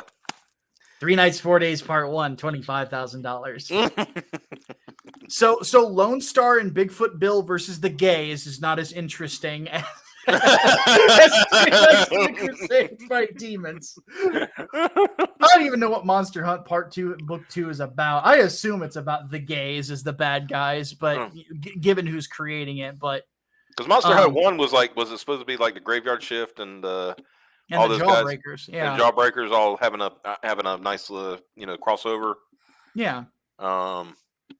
And I didn't know there was a Monster Hunt 2. I mean, honestly, I haven't kept up with what Mike's doing in a while. You and the rest of the world. Because I'll be honest with you, I kind of forgot Mike existed until the other night. I was watching Ethan's show and he showed the kumquat video again. Oh no! Them stealing kumquats, and then it was funny. He stole kumquats, and then right after that fact, he says, "I don't pirate music because that's stealing." But you pirate kumquats. Yeah, and he said, "But they're kumquats. Nobody wanted them." I'm like, but they're not yours. Shitty Republican doesn't understand private property. Let's see. What does it say? I was reading somebody said it's Sargon confiscated. I don't think Sargon tapped in. He knows about comics. Trust me. He knows. I've talked to him about it. Yeah, he knows all about it. He's got his thing, and he's gonna stay in that lane. Ooh. Oh no. Oh man. You're not wrong. You're not wrong. Look, guys. I You don't hate the gays, okay? I don't hate the gays. I just wish they would all die. I mean, sounds like Doug. yeah. I pray for them, and I wish they would just go away. Into a fire. Yeah. Oh Lord. So Englewood Book 2. Yeah, halfway. Which I do wish was making a bit more money. So buy it. You people do it. Still at What's wrong with you 115 people? backers. Come on. Get to work, people. But no, in all seriousness, I am elated that on day 30 we actually got past the halfway mark and then some. So I'm quite happy with the pace that we're at. I think we're gonna get funded on this one. I was worried at first, I won't lie, but I think we're gonna get there. The key has been 3 nights being the more it gets fulfilled, the more copies of this I sell. You know, so it is what it is. The goal is to get things on point to where we're getting these comics into people's hands much more often. So, okay, so people are sending Streamlabs. I do not have notifications on StreamYard, so I apologize. So let's see here. Bobcat threw in a buck and said, name one noteworthy Ant-Man villain besides Hank Pym at this point, and one Shang-Chi villain who isn't Fu Manchu. Razor Fist. Yes, that is where the YouTuber took his name from, was a Shang-Chi villain. I think when they announced the Shang-Chi movie, we had a episode of Graded where it was called "What the Fuck is a Shang-Chi?" I knew who Shang-Chi was because I'm like you, I'm a fan. Yeah. So I knew who Shang-Chi, Master of Kung Fu, was. I agree with you. I was going to say from earlier, one thing I was going to say, I absolutely agree with you that this should be framed as a tournament. Right? If you got the guy who's the quote master of Kung Fu, if you're not doing a fucking tournament, a martial arts tournament, you're doing it wrong. This should be Enter the Dragon, but with superpowers. Exactly. You know, it's not hard. You know. Yep. And then see, Seth has it right down there. No. Yes. No. Yes. I'm not clicking on that. You're not. You can't make me. Yeah, I know I can't, and I can't do it either. It's a shame, you know. See, Micah's just afraid one morning he's going to wake up, you know, in that poster behind him, you're just going to hear.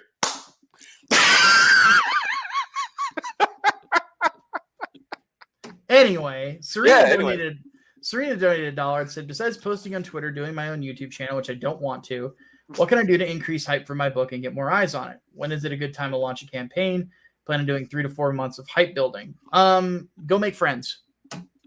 That's the big thing. Go make friends. Make lots of friends. Yep. Lots of friends with nice people, and that will help. The things we talked about before, Serena. I know you say, you know, yeah. Trust me, a lot of people really don't want to do the YouTube thing. No, because it's not easy. It isn't. It isn't easy at all. And I know you had kind of a rough experience with your first role on YouTube. But that doesn't necessarily mean that's the only experience.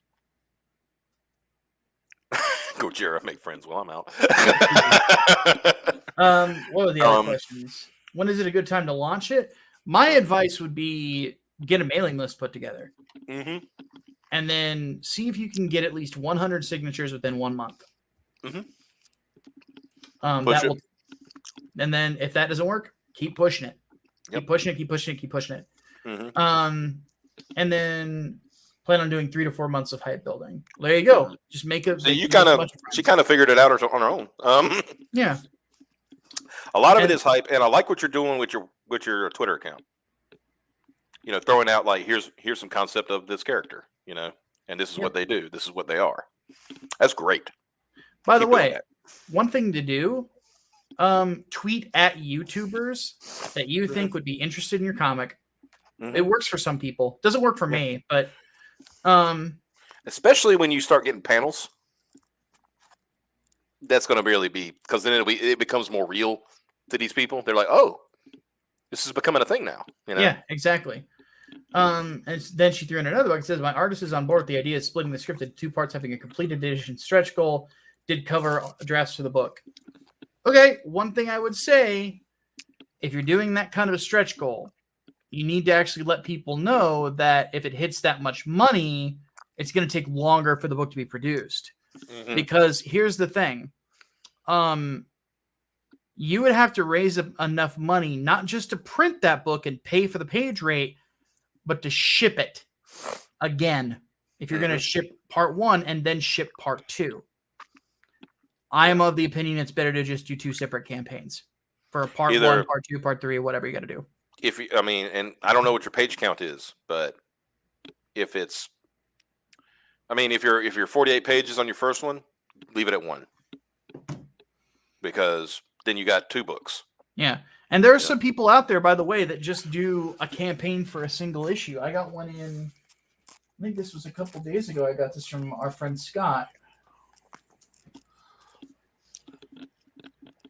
Yeah, Flux.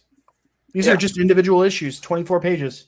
Yeah, and he sells them at a lower rate, obviously, because he's trying to be more competitive on that end, because he's doing less pages, but he can do a lot more of them.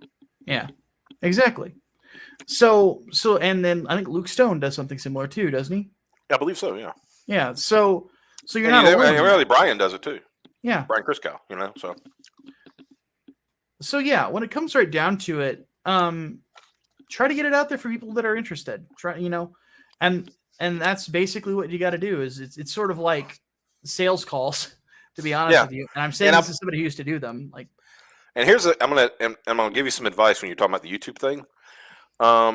Hook up with somebody like Micah. I'm just throwing it out there. Like, and I'm not saying you have to do Micah. I'm not volunteering you or anything. Yeah. But it's like, and just be like a co-host. You like I'm doing right now. Just come in and it's like, oh hey, what's going on? Be a guest on a show. It's like, Graded is kind of open right now. I mean, we've had Crystal McGee on the last couple of weeks. We didn't have a show this week because we were being fat. But but Crystal. I mean, and Crystal's a prime example. She's produced a book and it's out there, but she also knows she's been away for a while, so she's got to reintroduce herself again, and she's doing well with that. Yep. And probably one of the sweetest people you ever want to meet too. Oh yeah. Honestly. But that's an idea too. Just find somebody who decent audience. It doesn't have to be doesn't have to be 100 people or anything like that. Just it also helps you get into the flow. Okay, I'm on a YouTube channel. I'm not the host. Somebody else is controlling things, but I'm a part of the experience, and it gets you more comfortable in the situation. And then eventually you can say, okay, I'm breaking off on my own and doing my own show too. So. Also, like I said, Mike, I wasn't volunteering you. I was making you. I was just using an example. I'm making pained faces because there are storms rolling in and my knee is killing me. Oh yeah, I had that problem the other 2 or 3 days ago. It was really bad storms and my shoulder was just killing me. Yeah, I can feel my meniscus swelling. Like it just fucking hurts. When I came home from the hospital, I was like, lidocaine patches. So I went and got some. Just for 2 nights I wore them to bed. Just to get some sleep. Yeah, I feel you. But anyway, it's about that time. Mm-hmm. Time for the Q&A. Give us your questions, and we'll try to answer them. Yes. It might not be the right answer, but we will try to answer them. We do have, of course, what was the price per issue on Chaotic Flux? $10, I think. 10, 15, something like that. Yeah, it wasn't like a normal CG book, which is usually 25. Yeah. But I have a hard. I mean, I'll just say, and I think you'd agree with me, Micah. My hard and fast rule about books, it has to be at least 48 pages to charge $25, and I'm talking about 48 pages of story. Agreed completely. If it's under that, then you think about different prices. Because granted, I would love to be able to because of production and stuff, but honestly, things are getting more expensive. Yep. And it's just the way it is right now. But yeah. All right. She sent another Streamlabs. Says my script is 107 pages since it's manga. Might be longer to compensate for small pages. Step 1, make friends. That's difficult. Step 2, create an email list. How do I do that? Step 3, start conversations with people. That's even harder. So I'm going to steer you in a couple directions. So on Indiegogo, when you start there's a start a campaign button. That's what you do. You just follow the directions. And there's literally it's called a pre-campaign, I think is what they call it. Pre-launch page. Pre-launch page. That's where you get your mailing list. Yep. And essentially that mailing walks you through it. You set it up. You set it all up. It'll even tell you if you miss something. Yeah. That's how good it is. And once you do that, like you just basically get an exporter like MailChimp or Zoho or something like that, and not hard to use. It's easy. Yeah. Making friends, that's difficult, and start conversations with people, that's harder. Not really. So there's you already know Piper, who would be somebody I would advise. Go introduce yourself to Charlie and Mandy's. Tell them you know us. They'll talk to you. They will. Charlie's London is one of the sweetest women I've ever met in my lifetime. Jan is a very lucky man, and Mandy's a sweetheart too. Yeah. So, but she's Southern, so she has Hey, wait a minute now. I was just gonna say she has a unfair advantage in the politeness department. Okay. I was like, we about to have a problem here. Yeah. Well, Charlie's is British. Not only that, she's Cockney. Like she's supposed to be rude. She's super nice. So. Why shame the Hatman when Hatman can shame the Hatman? You're right? I was like, man, thank you. I didn't even have to do anything. All right, what do we got here? So, blah. So, Manny Names wants to know advice for creating a Batman, Spider-Man type character or story. Well, those are two very, very different characters. With Englewood, it was more so, I wanted to tell a story about Chicago, and I started just kind of figuring out how I would create the character, and it just like street level just made the most sense, because dark urban areas tend to lend themselves to street level characters. A Spider-Man type character, I have one that I'm working on called Gecko, and still very early in concept, but I really want to get it made. But with Gecko, that one's set in Miami because it's a city with a little bit more spice. It's a city with a little bit more fun to it. That was something that I always liked about DC as opposed to Marvel, because Marvel, everything's in New York. Yeah. With DC, you had Star City, Carson City, not Carson City. What's Hal Jordan's city? Daggone it. Coast City. Yeah, Coast City. Because it got destroyed. Yeah. Yeah. You have Metropolis. Gotham. They all have different feels to them, and that's part of the reason that I would rather, that's the big thing is just having that sort of it goes just the vibe of the city that you're creating. That's inevitably going to be reflective of the hero. So, and a lot of times, one thing you'll notice about Peter Parker ain't spending a lot of time in the alleys of Hell's Kitchen. It's a lot of time in science labs, a lot of time at his apartments, a lot of time in high rises and things like that, and above things. It's never really down low. Plus, he knows who's handling Hell's Kitchen. Yeah.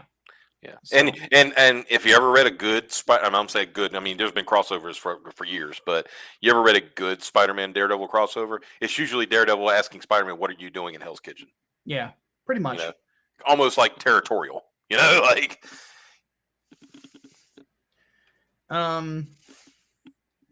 This is a sensitive topic today because of the fucking Brits. Oh, let's show them that. I'll get it. Motherfuckers. I mean, the Brits have ruined everything. Hero Hey did a video about it, and I actually showed up in it. I have a tweet where I said, "This is why the U.S. kicked you out." Like, you limey fucks. So everybody knows, and then we'll answer the question, obviously. But this is funny too. Give me just a second. Share screen. I promise I won't trick you into the Thanos clap. I promise. It's not. He's worried still. He's like, I don't know about this. But so yeah, guys. Just when you thought speed climbing was frightening enough, you now need to impress a Transformer or two at the Tokyo 2020 Olympics. That's Unicorn Gundam. Now, to be fair, it does transform. Yes. But not like not like Optimus motherfucking Prime. No. No. That made me mad. But anyway, so what gets you excited in a mech, Optimus? Well, since we're talking about specifically mech and not AI sentient robot, because that's my preference, but when we say a mech, and honestly, it comes down to just how powerful it is. I mean, that's kind of like the gimmick for mechs, right? It's like you're not going to watch a Gundam series where the Gundam is the jobber. Yeah. You know what I mean? It's like, what's the point of this? It just got beat by a fucking regular Zaku. You know? Yeah. You want to when the Gundam shows up, shit's about to get real. Yes. Mm-hmm. Same thing with like with Getter. When Shen Getter shows up, the battle's all pretty much already over. Somebody's gonna fucking die. Right, exactly. So, God save the queen. Sorry. All right. What is your opinion of sidekicks? Do you think they're an unrealistic detriment to the superhero genre? No. It's not uncommon in life that we seek partners. Yeah. I have a Hatman. Mm-hmm. Optimus has an Xavier and a Piper. Oh God, they'll love that. So wait a minute, we're sidekicks. I'm kidding, but I know. But partnerships. I mean, that's a good word for it. Yeah, it's not uncommon. I mean, even Batman, even though he always felt the need to like protect, the Robins. Yeah, he saw them more as partners than he did sidekicks. Exactly. Especially Dick. Yeah. Especially Dick, because what he saw in Dick was him. Yeah. So I don't see them as a detriment. It depends on it also depends. Like Superman doesn't need a sidekick. No. Superman can have a family. He can have Supergirl and stuff like that, but he doesn't need like somebody always flying underfoot kind of thing. Yeah, exactly. I didn't just realize that I was also asked what makes me excited in a mech. Oh yeah, I forgot about that. Sorry. Well, I thought he was just asking you, and then I realized my name was in there too. I'm like, oh, duh. Does it have wings? No, okay. What gets me excited in a mech? A lot of it has to do with visual design. Like, honestly, like it's like it has to look cool. Like that's basically it. Okay, I'm gonna say this, and Xavier, he'll just have to be mad at me if he's listening. Because he just DM'd me this. Sorry, unrelated, but he says, I want to throw together a tournament between Commonscape personalities, some form of competition. And then after that, he said, also, I want to be Rugal. Give me a minute. I gotta go practice the Buster Wolf. Just, of all the things, he's like, also, I want to be Rugal. Oh, Xavier, what would I do without you? Actually, well, what should I practice? The Buster Wolf or the Raising Storm? That's a good. Oh, yeah. Well, Raising Storm is awesome. A little more stationary though. True. With the Buster Wolf, you at least got a little travel. That is also true. But yes, I must become Geese Howard. I must look like I eat steroids for breakfast, learn how to do the Raising Storm, father a child, and neglect him. Oh, and let my enemy raise him. That would be yeah. There you go. And then get knocked off a few towers and somehow survive. A couple of times, right? Geese is like the perfect example of the line that John McClane says in Die Hard 2. He said, in the basement of this of a facility that could be blown up, has the same shit happen to the same guy twice.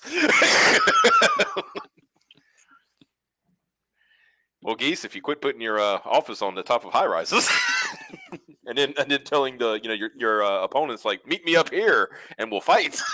Yeah. Let's see here. This is a good question from Mata. There a difference between a sidekick and a partner? Is it just a false distinction that keeps getting made? I would say it's a false distinction. Yeah. Because I think that I would say the '60s Batman probably, I'm talking about the TV show, probably messed that up, because it was always like, you're the young man, you're the old chum, you can't go into this club, Robin, kind of thing, and it's like, and so it made it look like, oh gosh, golly gee willikers, and it's been parodied to death with the quote sidekick thing. Which is fine. But I always said, it seemed when you get down to the thing, that it's more like a partnership. Exactly. So I think that's really all I could really say on that. What else we got? Did I miss any? Oh, here we go. What's good advice when creating a street level superhero character or story? Figure out your origin first, because how dark the origin is going to reflect how dark the rest of the story is. When I told people that I took a lot of influence, yes, from Shang-Chi and characters like that, but from like Frank Miller and who else did I use? Well, Frank Miller was the big one.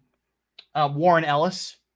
That should have keyed people in on how the first book was going to end. But if you've read Englewood Book 1, you realize, oh shit, this is going to be a very dark story. So that origin story will determine the tone of the rest of the book. Yeah. So figure that out first. Yeah. How do I feel about kids' sidekicks? Not something I would do. I hate Damian Wayne with the fire and fury of 1,000 suns. Kind of goes back to what I said. With Dick, it made sense. Batman saw himself in Dick. Yeah. And, Batman's always been the one who's saying, I don't want another kid to lose their parents to some punk with a gun. So that's why, that worked with Dick. It doesn't work with Damian because it's just like heir apparent crap, Yeah. Entitled little shit. Yeah. Do 0-point energy clusters sound like reasonable bull science words? Yes. Yeah. That's a made up word. All words are made up. That's how some Xavier would say. It's actually from Infinity War, oddly enough. Oh, well, still, it sounds like some Xavier would bring up. It's like, all words are made up. Well, that's true. You'd be surprised at the type of the words that come out there, and you don't know if they're like real or bullshit. Let me run one by you real quick.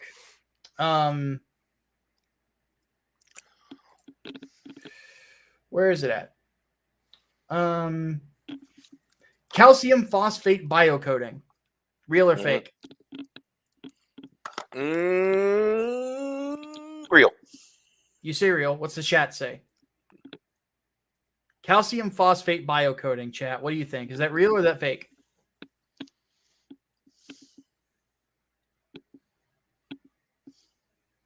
We're waiting. Come on, chat. Wake up. I'm curious what they think. So Kajira says real, fake, real, Beast Wars. Okay. Fake, real. What the fuck is that? That's okay. It is real. It is real. So what it is that it is a coating that has been used in implants for limbs to keep the body from rejecting them because it recognizes it as a bone. Oh, okay. So I learned about it through because I am incredibly interested in cybernetics and other bionics and implants and things like that. That was something they have been using when it came to 3D printing like limb replacements for animals, and it was stopping the implant from being rejected. Mm-hmm. So cybernetics could probably be a real thing within the next 20 years.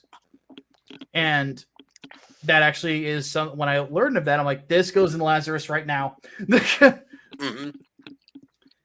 So yeah, like my advice always is to do a little research to find out like what the cool shit is that's out there. Yeah. And use it. Another thing that I have been looking into is graphene. Graphene is the hardest substance on Earth, and that is basically the how hard Alpha is whenever his powers activate. Which graphene is effectively bulletproof and is a thin material. Mm-hmm. So yeah, it is a pretty crazy. By the way, for those somebody asked about how strong Alpha is in that book. There's actually a measurement in it.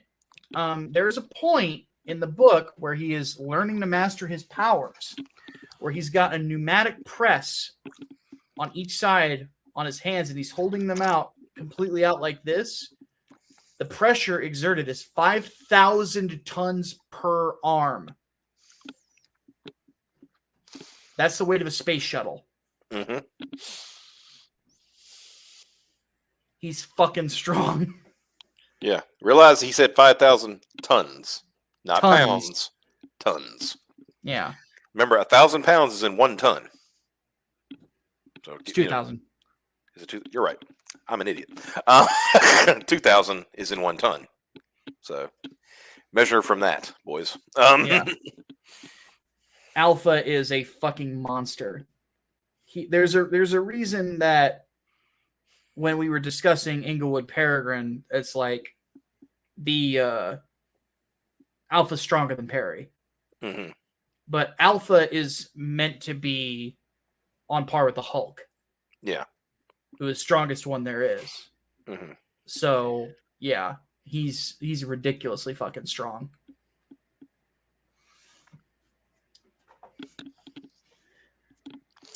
Never get him a Gundam for G. He wouldn't need one. He is the Gundam. Yeah. He could throw a Gundam. Yeah.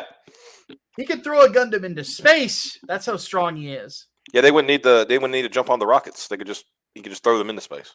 Yeah. Mm-hmm. Yes. Just toss it. There you go. That's Alpha. My boy. You don't need rockets. You just need Alpha. He just tosses things into space for you. Yes. But for those who haven't seen him, I'm going to bring him back up because I love this character so much. This character is my fucking baby. Where is the sketch? Where'd it go? That's Tyler Preston says so he can lift an entire mountain. Like Hulk, he might at some point. Yeah, in Secret Wars, Hulk didn't technically lift it; he held it. Yeah. But he was the only one capable of doing it. When like Thing and She-Hulk and other strong characters tried to take the pressure off of him, they couldn't handle it. Yeah. And the whole time, like it was like basically keeping Hulk pissed off long enough so they could get out of there.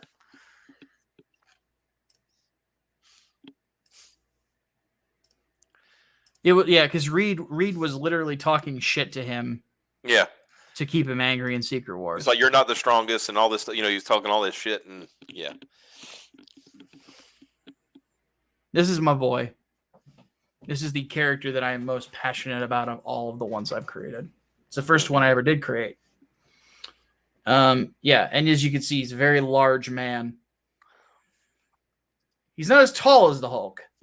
He's 6'4", so he is very tall. Yeah. But the Hulk is like 9 feet tall. Yeah. So he's not that tall, but he is around that strength. And it is I cannot wait for you guys to meet him. We'll just put it that way. And it will happen. We're going to make it happen. One way or another, dude. I'm going to make this book happen. Mata has a good question. How about an interesting villain without needing them to be another sympathetic villain? I've grown tired of those villains being everywhere. Make him an asshole. Mm-hmm.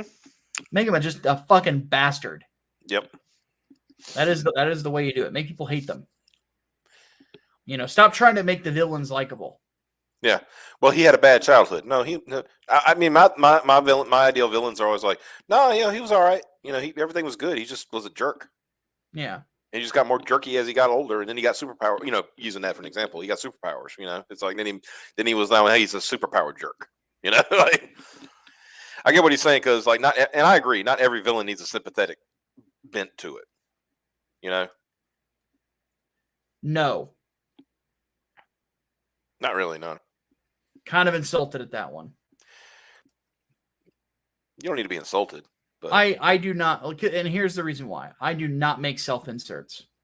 I do not make my own personal power fantasies. Mm-hmm. This is a character. The only thing that he and I have in common is we have a similar facial hairstyle. Mm-hmm. That's it. And even then, this is actually going to get changed, because it's actually supposed to just be chin and then sideburn. Mm-hmm. Not to mention, I've never had hair like this. Mm-hmm. But we don't need more Harley Quinns. Well,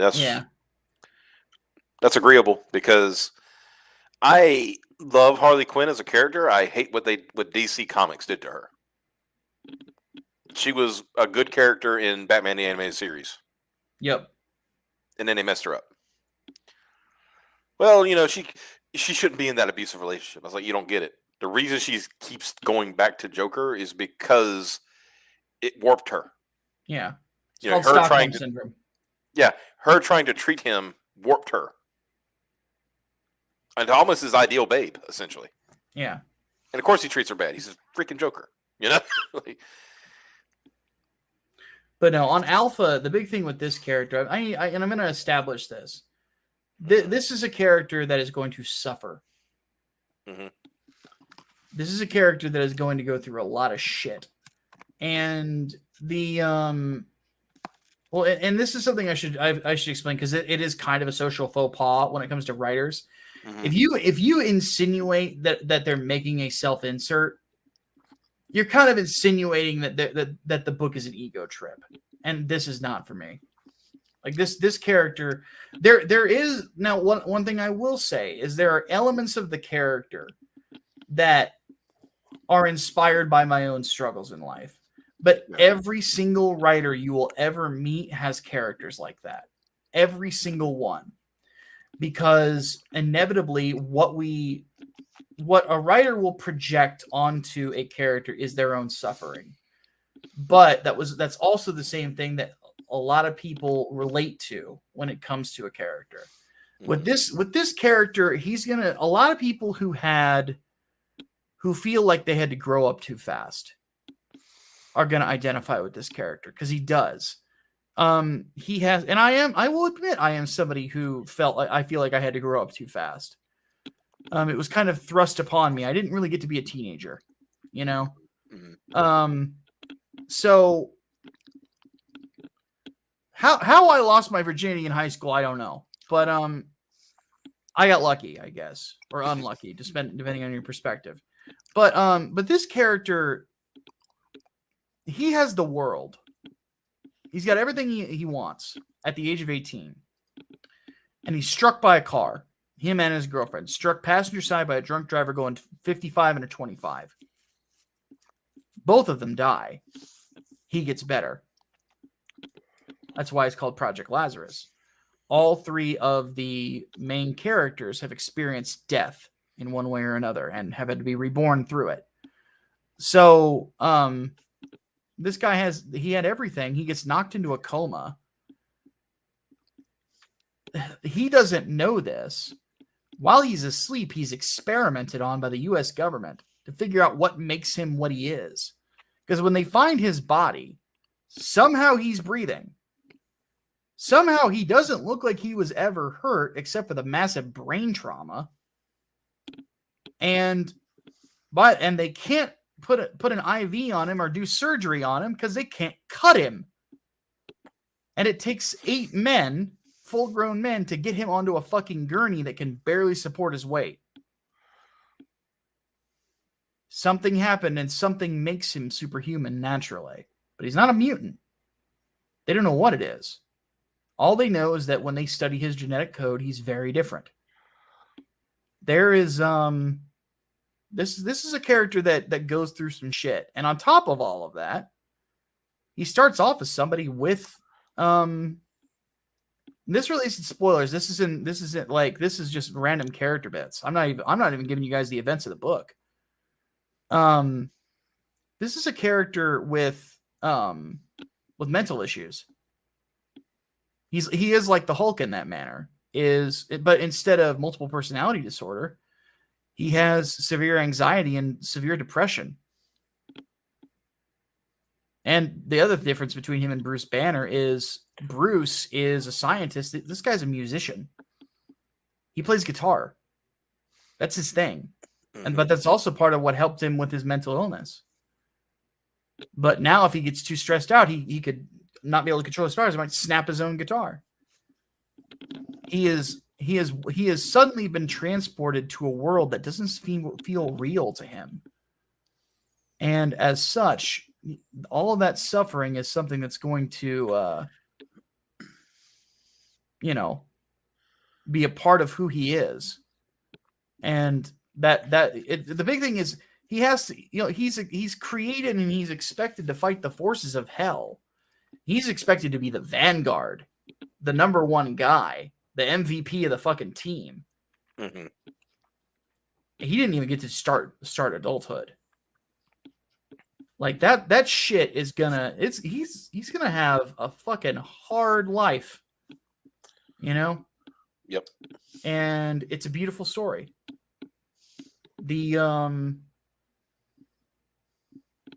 how he learns everything, how it starts for him will be very different. In a sense, he's almost the opposite of the three knights. Mm-hmm. They're warriors. And not only are they warriors, they're experienced warriors. They fought through one of the most bloody wars in existence, the Second Crusade. And they made it out alive. And then they fought a bunch of demons. This kid's never fought anybody. And yet he's expected to go and fight for the entire world. He's got a tough story, Yeah, there's a part in Three Nights, because I read it again the other night. And okay, everybody's seen the picture with the satyr. The scene after that, to me, is even more awesome because there was no backing down. I'm not going to give it away. Mikey, you know what I'm talking about. Mm-hmm. There was not a hint of, I can't believe what I just saw. No, I'm going to go take care of things. And that was what was happened. It was taken care of.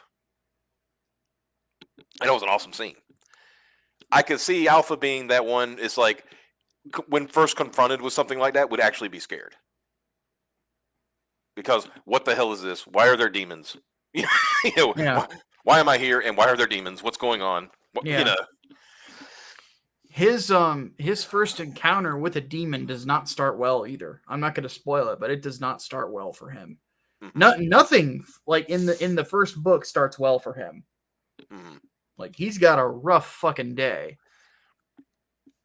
You're not making a Gary Stu. You're making a character. No, this is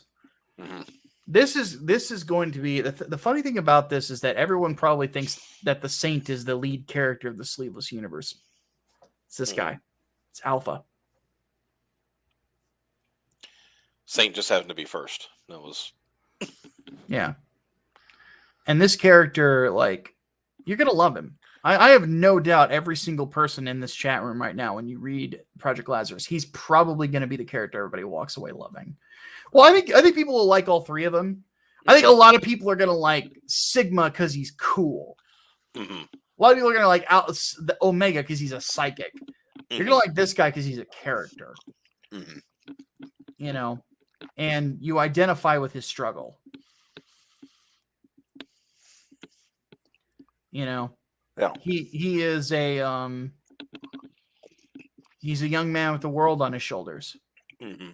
And he is he's strong enough to hold it, but he doesn't know that yet.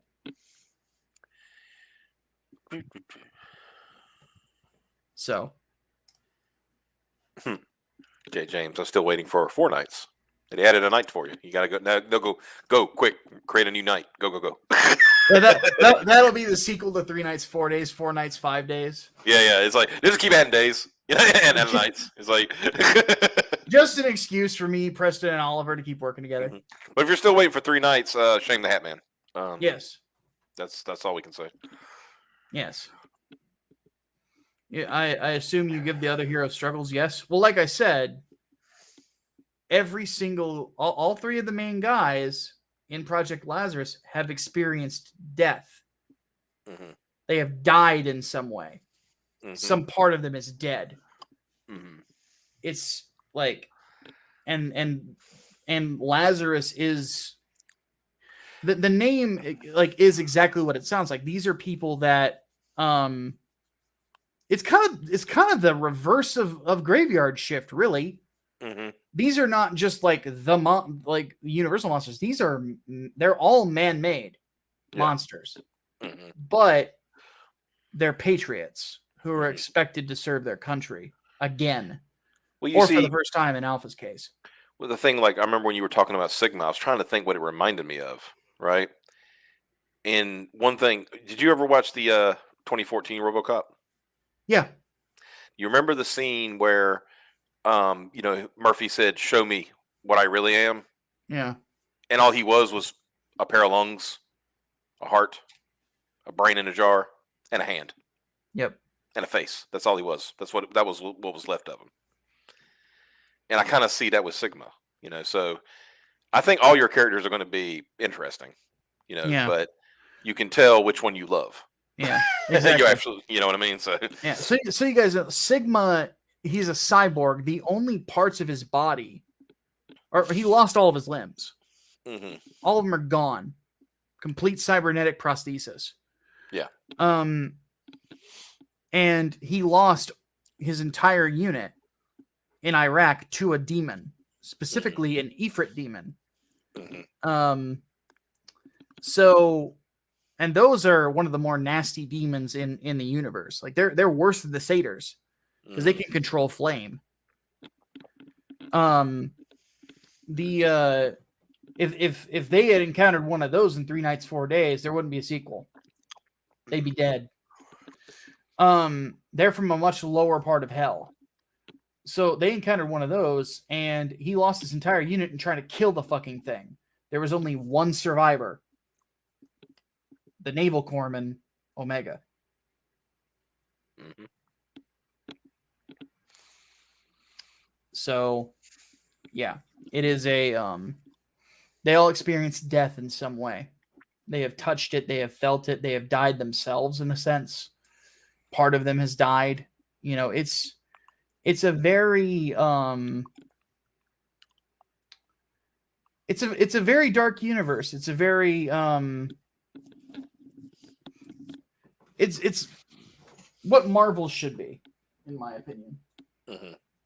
Satyrs are demons in your universe? Yeah, let me show you. Let me show you the infamous page. Mm-hmm.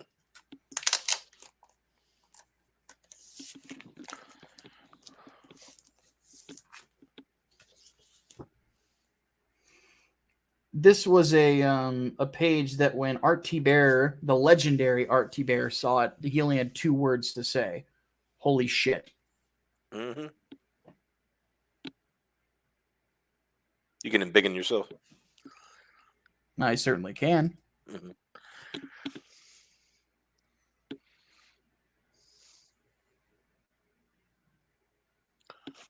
Mm-hmm. Mm-hmm. Mm-hmm. And that's a mommy he just ripped in half. Yeah. FYI. But then the next page you're like, okay. That's also another way to that's kind of a cheap way to create a demon, have him kill somebody's mom, but mm-hmm.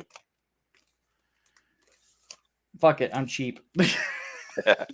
Well, I guess I'm cheap, but apparently that doesn't make me a real comic creator, so according to some people. mhm, Anyway, mhm. so yeah, That satyr needs some Deus vaulting. Read the book. That's what I want to say. Read the book. one thing I will also say is there is there's more than one satyr in that book. Mm-hmm. But yeah, so all of the characters, though, they have their own suffering. And like you nailed it with Sigma, he's always kind of got an out of body experience Mm-hmm. because his limbs aren't his limbs anymore. Yeah. You know. And then with Omega, he's a naval corpsman trying to patch people up with blood loss and losing limbs and severe burns. His psychic powers awaken by touch. Mm. And he's a naval corpsman working on people who are dying. That's not a spoiler. It's pretty early on in the book.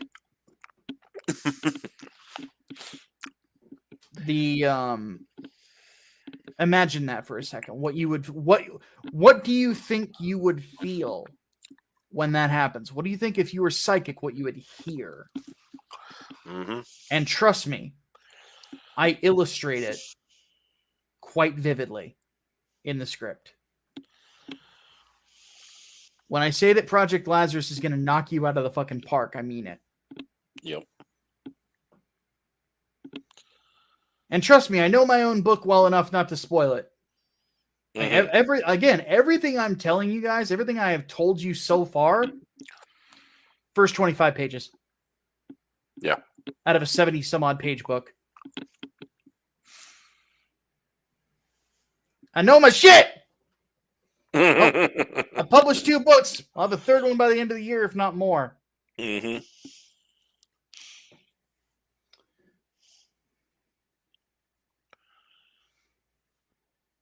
Speaking of which, before we close out, Englewood Book 2.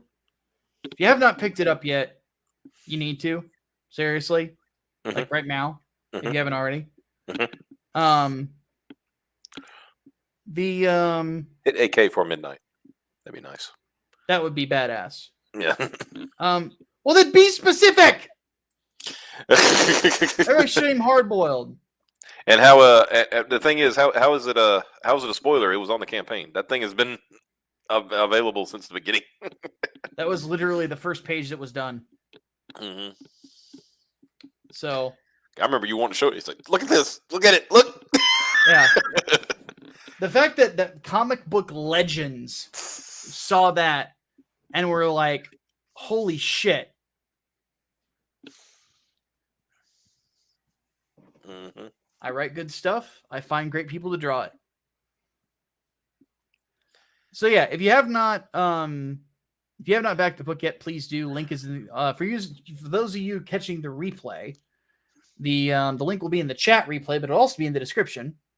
Yeah, let's get this to 8K. Let's keep it moving, and let's get it to. I'd like to actually get it to goal before 30 days are up, but I think we'll definitely hit it. But doesn't mean you can get lazy. Back the book. You're gonna love it. And keep in mind, this is not something you want to back after fucking it goes in demand either, because this poster down here, Saint versus Dracula, that goes bye-bye once this goes into demand. Mm-hmm. So yeah, and Hardboiled is a cop now. Indeed. We have one more to be a cop tier. Yep. This also includes all the Windy City special stuff. So grab it. Somebody better grab it. Yeah, and I want to tell you guys how big a deal this is in a campaign. Like, most people, like, they do like a draw in. You don't get the book. You just get drawn in. Yep. So I go the extra mile. Yeah. Because I love you guys. And you're important to me.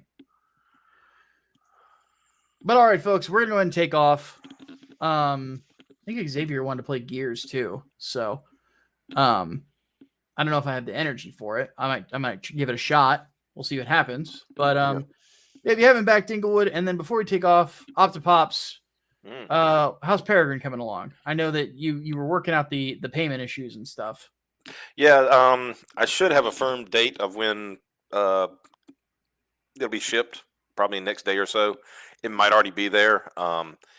Guys, I would hate to show you my email right now. It's all my email right now says Vitamin Health, Vitamin Health, Vitamin Health, Vitamin Health, Vitamin Health, Vitamin Health, Vitamin Health. That's because that's where my parents are, and I've got my charts on my phone, and it also pings my email.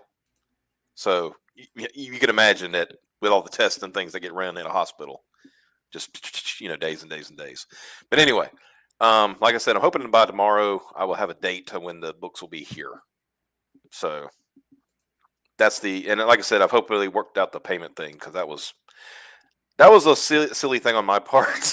But it is what it is. I didn't know that the bank had sent me a new card, so that was what the holdup was, and I didn't know it until I dug into the email. So, and once again, it was like having to go Vitamin Health, Vitamin Health, Vitamin Health. Oh, there's something different. Exactly. So, but with this next week, because Xavier and Piper were not available yesterday. So, yeah. All right, folks, we're going to go ahead and take off. He's Optimus. I'm Micah Curtis. Thank you all so much for watching. Have yourselves a great night, and back Englewood, motherfuckers. Thanos claps. Fucker.